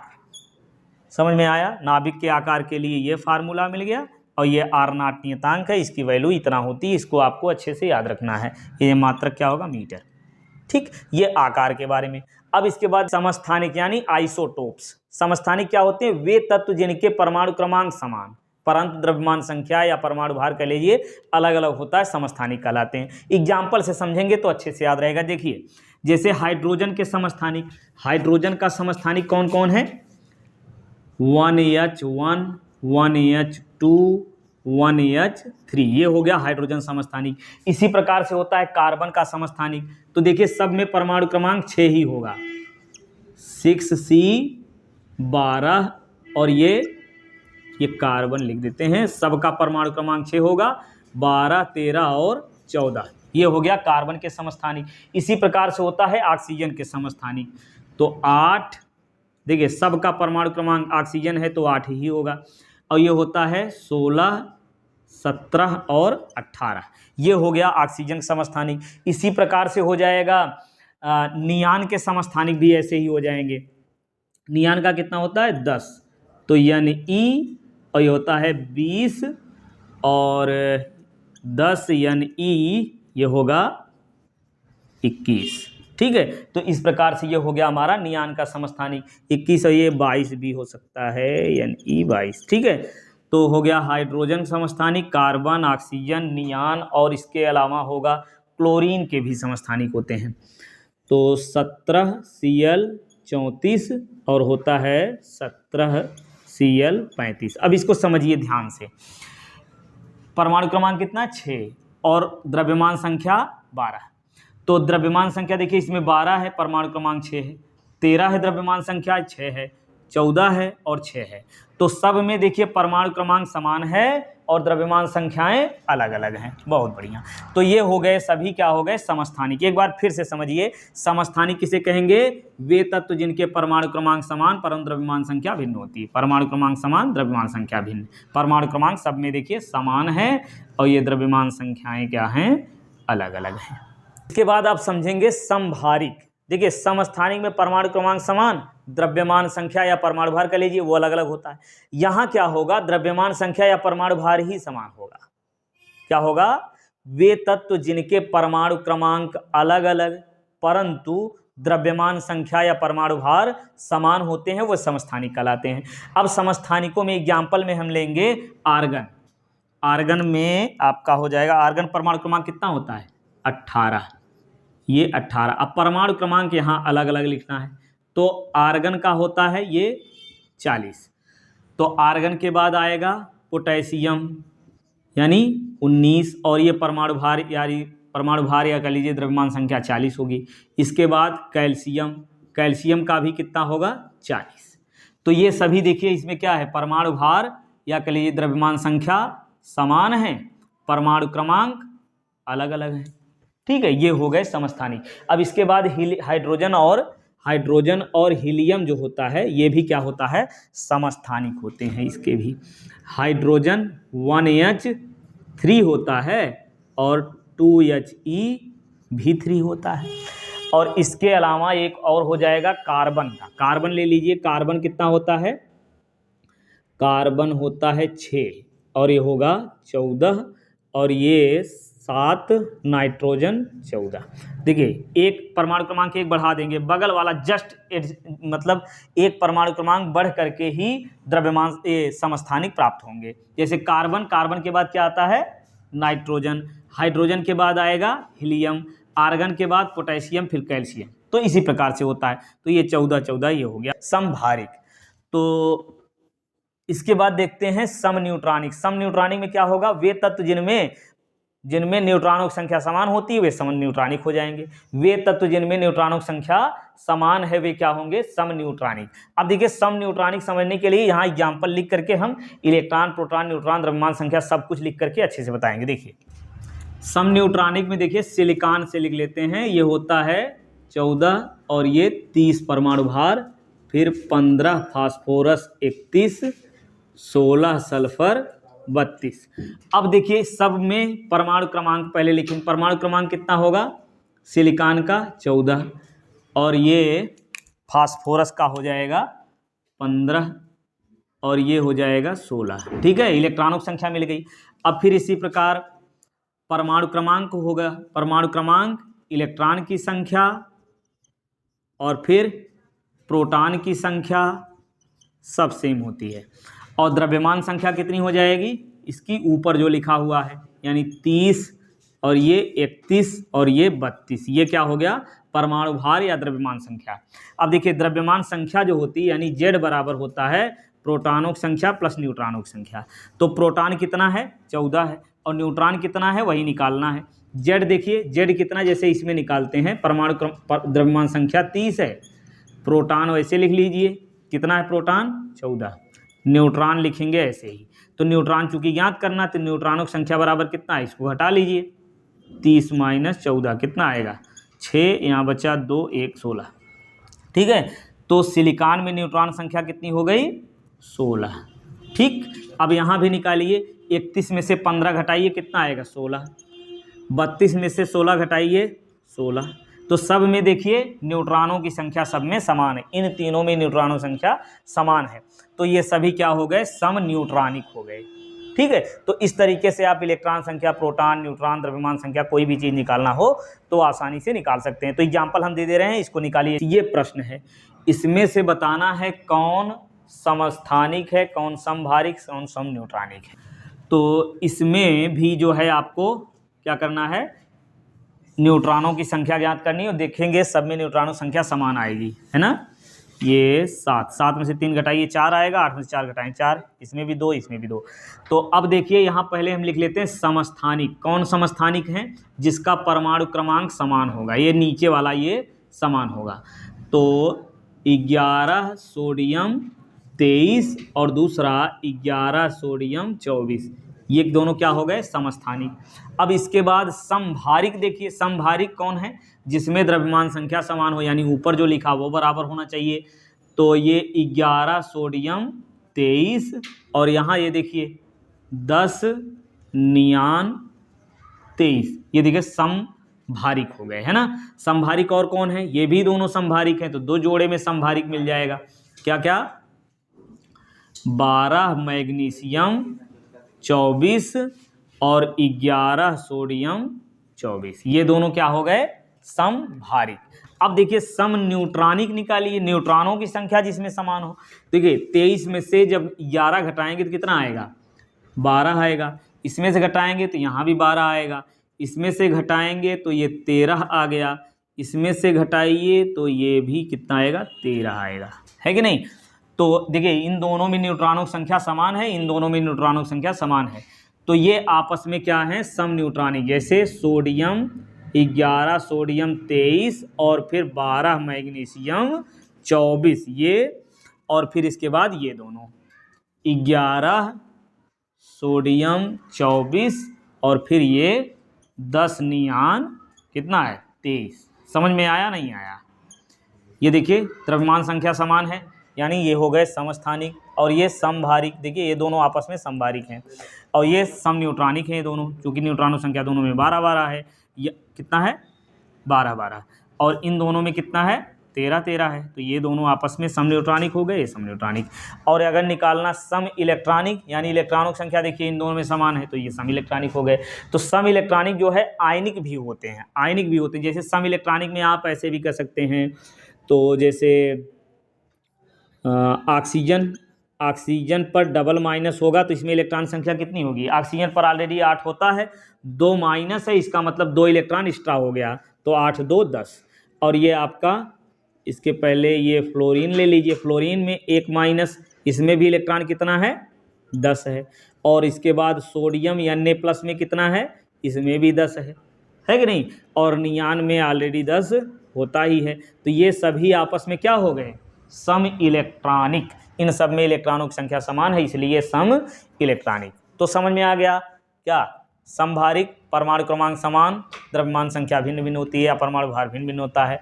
समभारिक जिसमें परमाणु भार समान होता है और परमाणु क्रमांक भिन्न भिन्न होता है।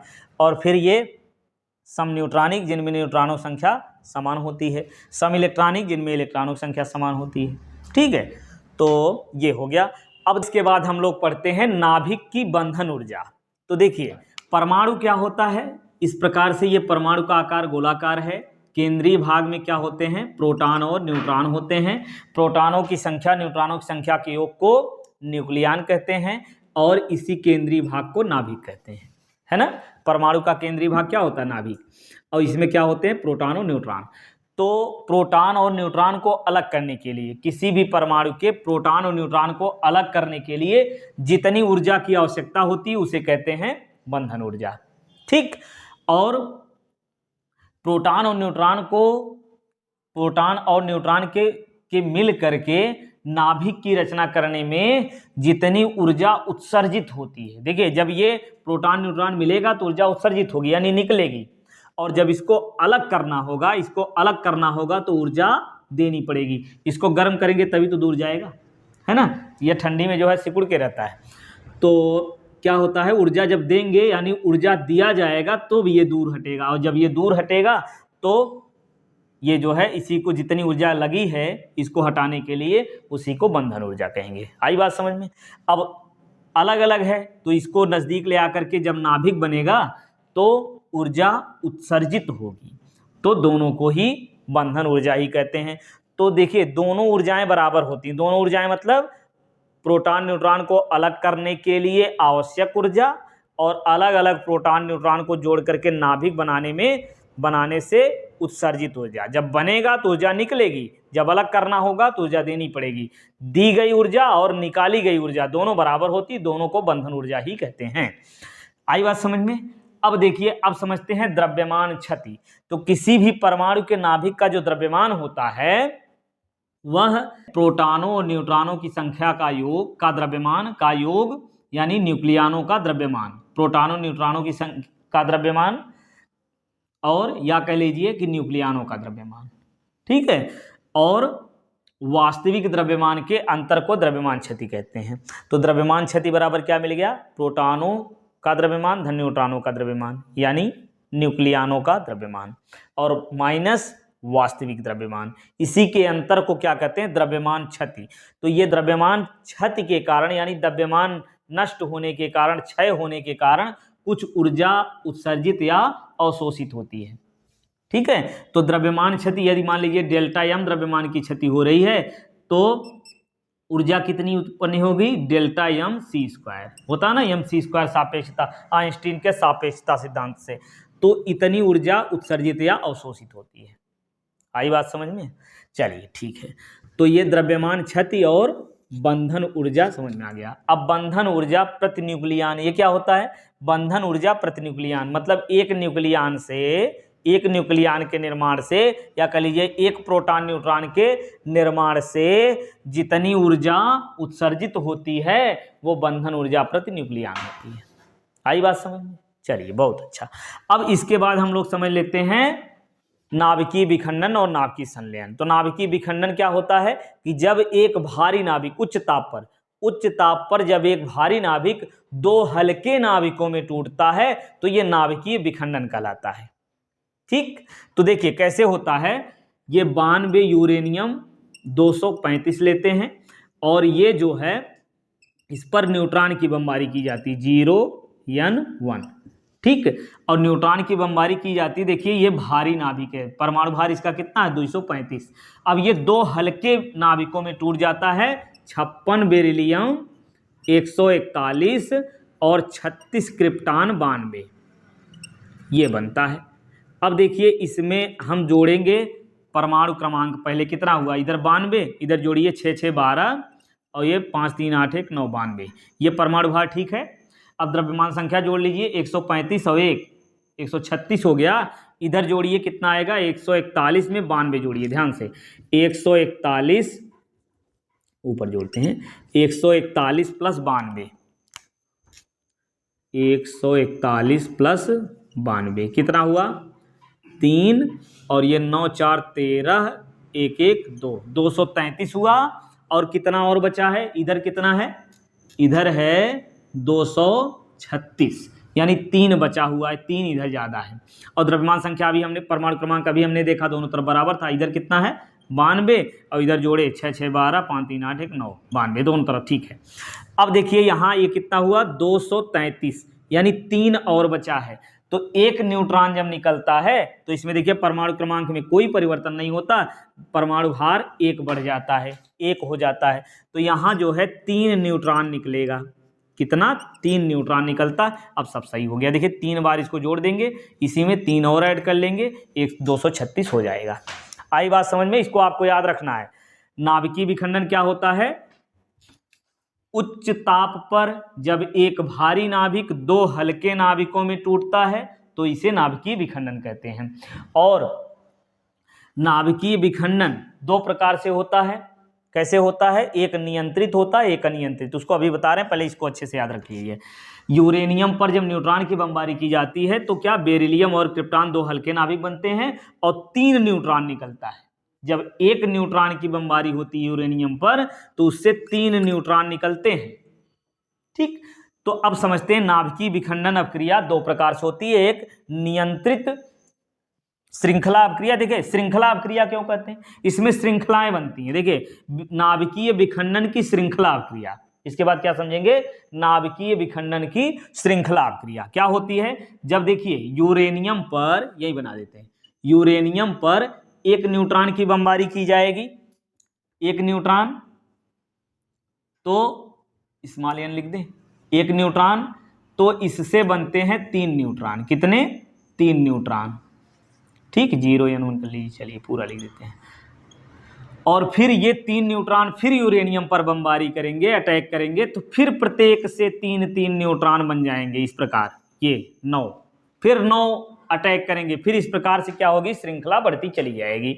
इसीलिए इसको क्या कहते हैं, नाभिकीय विखंडन की श्रृंखला अपक्रिया। यदि आ जाए कि नाभिकीय विखंडन की श्रृंखला अपक्रिया को स्पष्ट कीजिए, तो आप क्या लिखेंगे कि जब यूरेनियम पर न्यूट्रॉन की बमबारी की जाती है तो 3 न्यूट्रॉन बनते हैं और तीनों न्यूट्रॉन फिर से यूरेनियम पर अटैक करते हैं, फिर प्रत्येक से 3 न्यूट्रॉन बनते हैं। इस प्रकार 9 न्यूट्रॉन बन जाते हैं। 9 न्यूट्रॉन फिर यूरेनियम पर अटैक करते हैं, बहुत सारे न्यूट्रॉन बन जाते हैं। तो इस प्रकार से क्या होती है, एक श्रृंखला बनती चली जाती है। तो एक श्रृंखला बनती चली जाती है, इसी को कहते हैं नाभिकीय विखंडन की श्रृंखला अपक्रिया। ठीक, अब इसको हम लिख देते हैं इसी क्रम से, अच्छे से नोट कर लीजिए। अब देखिए ध्यान से, ये नाभिकीय विखंडन की श्रृंखला अपक्रिया हो गई। तो नाभिकीय विखंडन की श्रृंखला अपक्रिया 2 प्रकार से होती है। एक तो जिसको नियंत्रित किया जा सकता है और दूसरा जिसको नियंत्रित नहीं किया जा सकता। तो जिसको नियंत्रित किया जा सकता है वो हो गई नाभिकीय विखंडन की नियंत्रित श्रृंखला अपक्रिया और दूसरी नाभिकीय विखंडन की अनियंत्रित श्रृंखला अपक्रिया। नियंत्रित कैसे करते हैं इसको अभी समझते हैं, पहले अनियंत्रित समझ लीजिए। तो जो अनियंत्रित श्रृंखला अपक्रिया होती है, ये हाइड्रोजन बम जो होता है, कौन होता है, परमाणु बम, हाइड्रोजन बम नहीं, परमाणु बम। तो जो परमाणु बम होता है उसमें नाभिकीय विखंडन की अनियंत्रित श्रृंखला अपक्रिया होती है। अनियंत्रित श्रृंखला अपक्रिया किस बम में होती है निर्माण में, परमाणु बम में। तो परमाणु बम में नाभिकीय विखंडन की अनियंत्रित श्रृंखला क्रिया होती है, इसको आपको अच्छे से याद रखना है। और नियंत्रित श्रृंखला क्रिया कैसे बनाई जाती है? तो एक नाभिकीय रिएक्टर होता है। क्या होता है? नाभिकीय रिएक्टर। तो नाभिकीय रिएक्टर में यूरेनियम होता है और उस पर न्यूट्रॉन की बमबारी की जाती है, 3 न्यूट्रॉन बनते हैं और ये श्रृंखला क्रिया ये चालू हो जाती है। अब इसको रोकने के लिए क्या किया जाता है? कुछ मंदक का उपयोग किया जाता है जिसे ग्रेफाइट कहते हैं। तो ग्रेफाइट की छड़ को अंदर कर दिया जाता है तो वो मंदक का कार्य करता है, यानी श्रृंखला को नियंत्रित कर देता है, यानी विखंडन अपक्रिया को रोक देता है। ठीक है, तो इस प्रकार से नियंत्रित किया जाता है। तो आप प्रश्न ऐसे हो सकता है कि नाभिकीय रिएक्टर में क्या होता है? विखंडन अपक्रिया को नियंत्रित किया जाता है। विखंडन अपक्रिया को नियंत्रित कहाँ किया जाता है? नाभिकीय रिएक्टर में। कैसे नियंत्रित किया जाता है? ग्रेफाइट की छड़, कैडमियम की छड़ अथवा बोरान का उपयोग किया जाता है। मंदक के रूप में किसका उपयोग किया जाता है? भारी जल ग्रेफाइट आप कह सकते हैं। ठीक है, और शीतलक के रूप में देखिए इसमें बहुत अधिक मात्रा में ऊर्जा मुक्त होती है, ऊर्जा निकलती है। इस ऊर्जा से क्या होता है? नाभिकीय रिएक्टर गर्म हो जाता है। इसके लिए क्या किया जाता है? नाभिकीय रिएक्टर जो बनता है वो कंक्रीट की मोटी दीवारों से बनाया जाता है और इसमें CO2 और H2O यानी जल, भारी जल और CO2 इसका उपयोग किया जाता है। इसको शीतलक के रूप में उपयोग किया जाता है, मतलब इसको ठंडा करने में उपयोग किया जाता है। तो ये याद रखना, शीतलक के रूप में किसका उपयोग करते हैं? CO2 H2O। और मंदक के रूप में किसका उपयोग करते हैं? ग्रेफाइट की छड़, कैडमियम की छड़, बोरान की छड़ आदि का उपयोग करते हैं। तो कैडमियम की छड़ या ग्रेफाइट की छड़ का उपयोग कैसे करते हैं? जब इस छड़ को अंदर कर देते हैं नाभिकीय रिएक्टर के तो यह मंदक का कार्य करती है और अपक्रिया की दर को कम कर देती है, जिससे अपक्रिया रुक जाती है, यह श्रृंखलाएं बढ़ना रुक जाती हैं। तो इससे उत्पन्न ऊर्जा का उपयोग जो है कारखानों में किया जाता है ना, कारखानों में ईंधन के रूप में उपयोग किया जाता है। और इसके अलावा कहीं भी ईंधन का अधिक मात्रा में यदि जरूरत है तो यहाँ से ऊर्जा प्राप्त की जाती है। ठीक, अब इसके बाद हम समझते हैं नाभिकीय संलयन। नाभिकीय संलयन क्या होता है? विखंडन में विखंडन का जस्ट उल्टा है कि दो हल्के नाभिक उच्च ताप पर मिलकर भारी नाभिक का निर्माण करते हैं, तो इसे नाभिकीय संलयन कहते हैं। कैसे कहेंगे? जब उच्च ताप पर दो हल्के नाभिक मिलकर एक भारी नाभिक का निर्माण करते हैं तो इसे नाभिकीय संलयन कहते हैं। अब नाभिकीय संलयन में हम एग्जाम्पल में देखेंगे। तो जैसे नाभिकीय संलयन कहाँ होता है? ये जो हाइड्रोजन बम होता है ये नाभिकीय संलयन पर आधारित होता है। हाइड्रोजन बम किस पर होता है? नाभिकीय संलयन पर आधारित होता है। दूसरी बात कि सूर्य के चारों तरफ ऊर्जा जो होती है वो नाभिकीय संलयन के कारण होती है। हाइड्रोजन जुड़ता है और भारी नाभिक का निर्माण करता है, अधिक मात्रा में ऊर्जा निकलती है जिससे सूर्य की ऊर्जा निरंतर बनी रहती है। अब सूर्य में ऊर्जा कैसे बनी रहती है, कौन सी अपक्रिया होती है, इसको भी हमको समझना है। इसको जो है हाइड्रोजन, ये चार जो हाइड्रोजन के समस्थानिक जो होते हैं 1H1, तो 1H1 जो है प्रोटियम जिसको बोलते हैं, ये चार प्रोटियम जुड़ करके भारी नाभिक का निर्माण करते हैं। एक चक्र बनता है, उसको अभी समझेंगे। पहले नाभिकीय संलयन पढ़ लेते हैं। नाभिकीय संलयन में आप कैसे लिखेंगे, शुरुआत से समझिए। उच्च ताप पर जब दो या दो से अधिक हल्के नाभिक मिलकर एक भारी नाभिक का निर्माण करते हैं और अधिक मात्रा में ऊर्जा मुक्त करते हैं तो इस अपक्रिया को नाभिकीय संलयन अपक्रिया कहते हैं। ले लेते हैं हल्के नाभिक 1H2 और 1H2। चलिए, तो यहां से बनेगा 1H3, 1H3। अब देखिए एक एक दो होगा ना, यहाँ एक ही बचा, अभी यहाँ एक बचा हुआ है, और दो दो चार, यहाँ तीन हो गया, एक बचा हुआ 1H1। ये अधिक मात्रा में क्या होती है? ऊर्जा मुक्त होती है। ये हो गया। अब यहाँ से एक और लिख लेते हैं 1H3 और 1H2। अब ये बनेगा यहाँ से हीलियम 2He4। देखिए 3 2 5, यहाँ से बचा है एक और नीचे कितना बचा? एक को नहीं, तो 0N1 और अधिक मात्रा में ऊर्जा हो गई। तो ये हो गया नाभिकीय संलयन। इसमें एक बात आपको और याद रखनी है कि सूर्य में जो ऊर्जा होती है, अभी हमने बताया ना, नाभिकीय संलयन के कारण होती है। और कैसे होती है? चार प्रोटियम 1H1, ये कितने? चार प्रोटियम जब मिलते हैं तो हीलियम के एक नाभिक का निर्माण करते हैं और अधिक मात्रा में ऊर्जा मुक्त करते हैं। तो यह होता, इसको जो है अमेरिकन वैज्ञानिक बैथे ने बताया था कि ये कार्बन की उपस्थिति में होते हैं, यानी कार्बन इसमें उत्प्रेरक का कार्य करता है। तो कैसे होता है 1H1, ये कितनी बार होता है 4। तो 4 प्रोटियम मिलकर के हीलियम के एक नाभिक का निर्माण करते हैं, हीलियम यानी 2He4। अब यहां देख लीजिए, ऊपर 4 है, नीचे भी 4 है, तो ऊपर 4 ये बन गया, नीचे हमको ले आना है अभी 3 तक। तो यहां आएगा ये पॉजिट्रॉन, इसको क्या बोलते हैं पॉजिट्रॉन।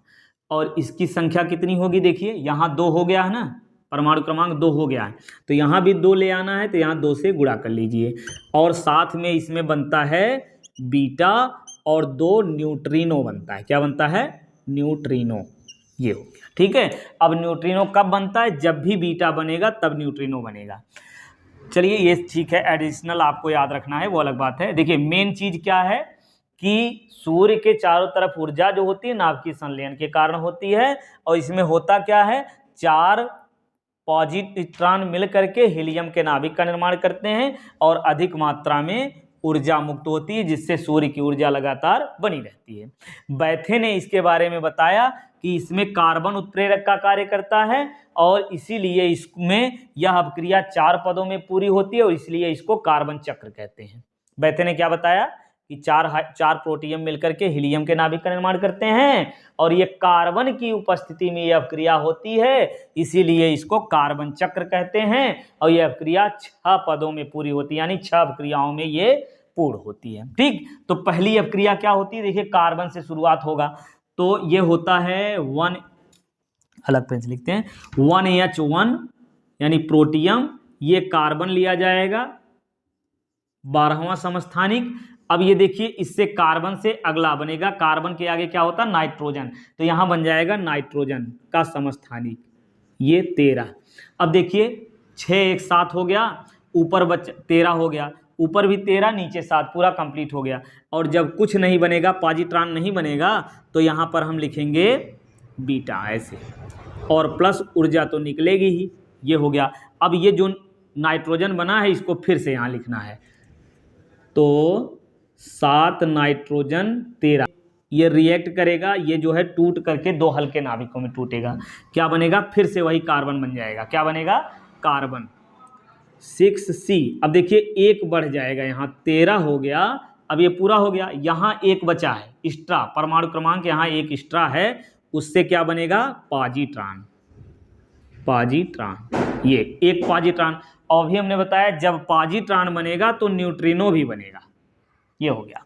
अब इसको फिर से यहीं लिखना है, तो 2-2 रिएक्शन करके 3-3 जोड़ा में बना दे रहे हैं, 6C13। अब यहां से दूसरा पॉजिट्रॉन रिएक्ट करेगा। अब देखिए यहां से जब भी पॉजिट्रॉन रिएक्ट करेगा तो इसके आगे वाला परमाणु बनेगा, तो इसके आगे वाला परमाणु क्या बनेगा, कार्बन के आगे क्या होता है नाइट्रोजन, जैसे कार्बन से यहाँ नाइट्रोजन बना था फिर बनेगा, तो 6 से 7 बन गया नाइट्रोजन। अब ये देखिए 13 1 14 वाला बनता है यहाँ। अब देखिए परमाणु क्रमांक और ये दोनों सेम हो गए, अब फिर यहाँ क्या बनेगा, ये गामा कण लिखेंगे और ऊर्जा निकलेगी, ये हो गया। अब फिर से इसको यहाँ लिखेंगे 7 नाइट्रोजन 14। अब ये 7 नाइट्रोजन 14 फिर से रिएक्ट करेगा पॉजिट्रॉन से, 1 2 हो चुका है, अब ये तीसरा भी आ गया। अब इससे देखिए नाइट्रोजन है ना, तो अब की बार इससे आगे वाला तत्व बनेगा यानी ऑक्सीजन, तो ऑक्सीजन का क्या होगा 8 ऑक्सीजन। अब देखिए 8 ऑक्सीजन हो गया, ये 14 1 15 हो जाएगा, 1 15। अब देखिए और कुछ ना तो परमाणु क्रमांक शेष बचा है ना द्रव्यमान संख्या, अगर नहीं बचा है तो वैसे फिर लिखेंगे यही गामा प्लस ऊर्जा। 4 अभिक्रिया हो गई, 2 अभिक्रियाएं और हैं, अब इसको फिर से यहीं लिखेंगे, यही चीज फिर से यहां लिखना है। ये हो गया 8 ऑक्सीजन 15।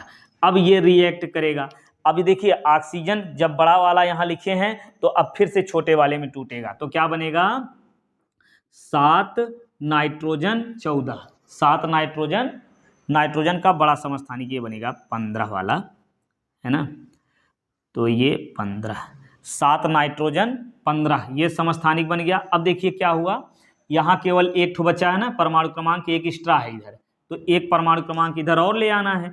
तो क्या जोड़ेंगे बताइए, अब तक समझ में आ गया होगा। जैसे यहाँ हुआ था, देखिए 7 था, 6 परमाणु क्रमांक वाला एक बचा था इधर, तो एक पॉजिट्रॉन प्लस न्यूट्रिनो लिखे हैं।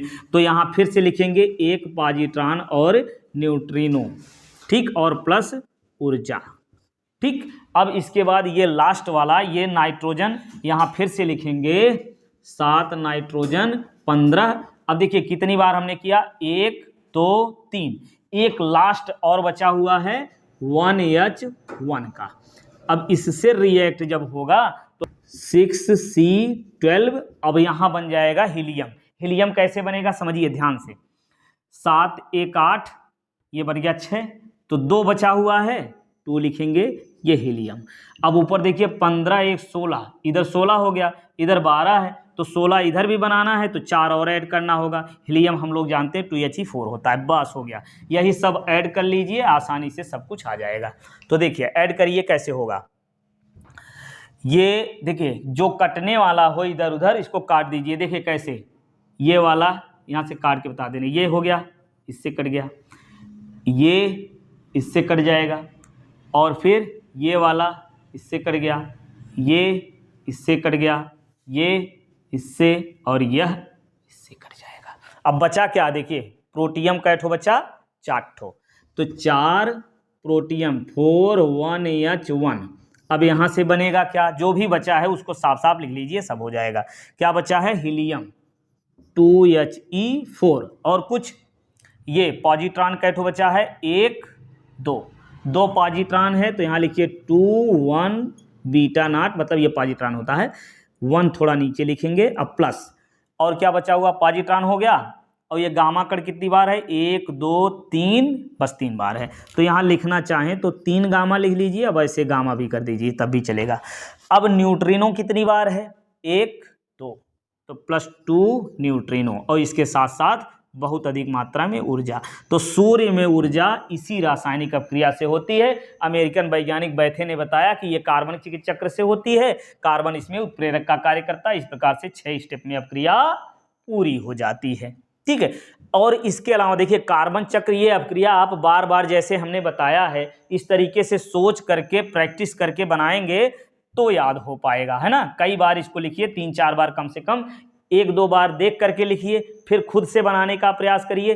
कैसे बनाएंगे इसको ट्रिक हमने बताया है कैसे कैसे बनाना है, ठीक। इसके अलावा देखिए कार्बन चक्र हो गया, इसके अलावा प्रोटॉन चक्र से जो है इसको सत्यापित करने का प्रयास किए हैं कि प्रोटॉन चक्र होता है जिससे ये अपक्रिया होती है। ये अपक्रिया कैसे होती है, प्रोटॉन चक्र से होती है।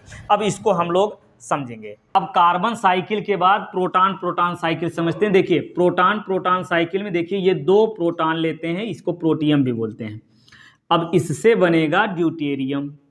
अब ड्यूटेरियम बना, देखिए परमाणु क्रमांक कितना है, 1 1, 2 इधर है, इधर भी 2 ले आना है, 1 इधर एक्स्ट्रा है, और इसमें परमाणु भार कितना, 1 1 2 हो गया, इधर 2 बराबर है। परमाणु भार सेम है, परमाणु क्रमांक 1 इधर एक्स्ट्रा है, तो 1 परमाणु क्रमांक हमको इधर ले आना है। तो जब 1 परमाणु क्रमांक ले आते हैं तो इसके लिए क्या जोड़ते हैं, पॉजिट्रॉन, और जब भी पॉजिट्रॉन लिखेंगे तो वहाँ न्यूट्रिनो भी आएगा, ठीक है। अब इसको फिर से यहाँ लिखिए 1H1 + 1H2 के साथ। अब ये बनेगा यहाँ से अगला वाला, यानी 1 2 3 हो गया, तो 2He3, ये बहुत ही आसान है, ये बन जाएगा। अब देखिए 3 और 2, 3 2, परमाणु क्रमांक और परमाणु भार दोनों बराबर हैं, और जब दोनों बराबर होंगे तो यहाँ पर क्या आएगा, गामा, और प्लस ऊर्जा तो सब में ही रहेगी, प्लस ऊर्जा।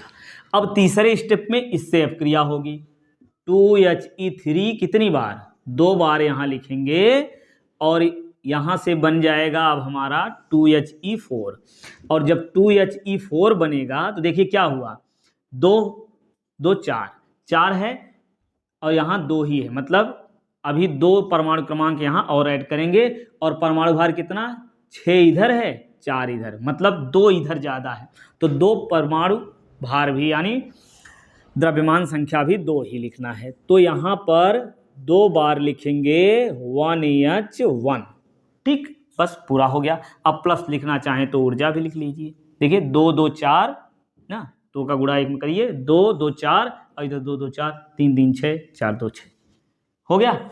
अब क्या करेंगे, इसी की सहायता से, इन्हीं तीनों अपक्रियाओं की सहायता से हमको प्राप्त करना है नाभिकीय संलयन की वह अपक्रिया जो सूर्य के चारों तरफ जो अपक्रिया होती है, वह वाली अपक्रिया, जिसमें क्या होता है, 4 प्रोटियम मिलते हैं और 1 हीलियम का कण मिलता है। ठीक, तो चलिए इससे क्या करेंगे भाई, सोचिए, 2He3 यहाँ है, 2He3 यहाँ 2 बार है, इसको हटाना है, मतलब इसमें 2 से गुणा करके अगर इसमें जोड़ दें तो दोनों तरफ हट जाएगा। और साथ ही 1H2 भी हटाना है, तो 1H2 जब यहाँ 2 से गुणा कर देंगे तो ये 2 बार आ जाएगा, तो यहाँ भी 2 से गुणा करना पड़ेगा। तो इसका मतलब समीकरण 1 और 2 में 2 से गुणा करके, दोनों में, किसमें, समीकरण 1 व 2 में 2 से गुणा करके समीकरण 3 में जोड़ने पर, समीकरण 3 में जोड़ने पर, तो जोड़िए, गुणा करिए और जोड़िए। तो गुणा करेंगे इसमें तो क्या मिलेगा, गुणा करिए, 2 1H1 और प्लस 2 1H1, ठीक है, और यहाँ गुणा कर लीजिए, 2 1H1 और प्लस 2 1 बीटा नॉट, प्लस इसमें कितना होगा, 2 न्यूट्रिनो प्लस ऊर्जा। ठीक, अब इसमें भी 2 से गुणा कर लीजिए, तो क्या मिलेगा, 2 1H1 प्लस 2 1H2। ठीक, और इधर क्या मिलेगा, 2 से गुणा करिए तो 2 बार होगा 2He3, 2He3 कितनी बार, 2 बार, और प्लस 2 गामा और प्लस ऊर्जा, ये हो गया। अब तीसरी अपक्रिया सेम वैसे उतार लेंगे, 2He3 प्लस 2He3 और इधर 2He4 प्लस 2 1H1 प्लस ऊर्जा। अब इन समीकरणों को जोड़ लीजिए भाई, जो कटने वाला इसको काट लीजिए, आसान लगेगा। देखिए क्या कटेगा, 1H1 2 बार इधर है, 2 बार इधर, एक क्या हो गया, 1H2 काटना है ना, ये 1H2 है भाई, 1H2 है ना ये। अब 1H2 2 बार इधर है, 2 बार इधर, ये कट गया। अब 2 बार 2He3 इधर है और 2 बार यहाँ है, ये कट गया। बस अब जो बचा है उसको उतार लीजिए, और कुछ कटना है, ये 1H1 देखिए 2 बार इधर है और यहाँ भी 2 बार है, ये काट लीजिए। अब 1H1 2 इधर 2 इधर, टोटल इधर कितनी बार मिला, 4 बार, तो इसको लिखिए 1H1 plus 1H1 plus 1H1 plus 1H1, 4 बार। और इधर क्या बचा भाई, 2He4, 2 पॉजिट्रॉन 2 ठो बचा है, और यहाँ से 2 गामा और ये 2 न्यूट्रिनो प्लस ऊर्जा। ठीक, बस हो गया ये कार्बन कार्बन साइकिल, और ये हो गई प्रोटॉन प्रोटॉन साइकिल। तो इस प्रकार से ये पूरा इतना पढ़ लेंगे आप तो 8 नंबर कहीं नहीं गया है, 8 नंबर आसानी से करके आएंगे, इसी में से 8 नंबर का आपको मिल जाएगा। इसको अच्छे से तैयार करके जाइए, फिर इस पर आधारित जो है न्यूमेरिकल थोड़ा बहुत है, उसको अगले वीडियो में 60 तरीके से आसानी से हम लोग पढ़ लेंगे।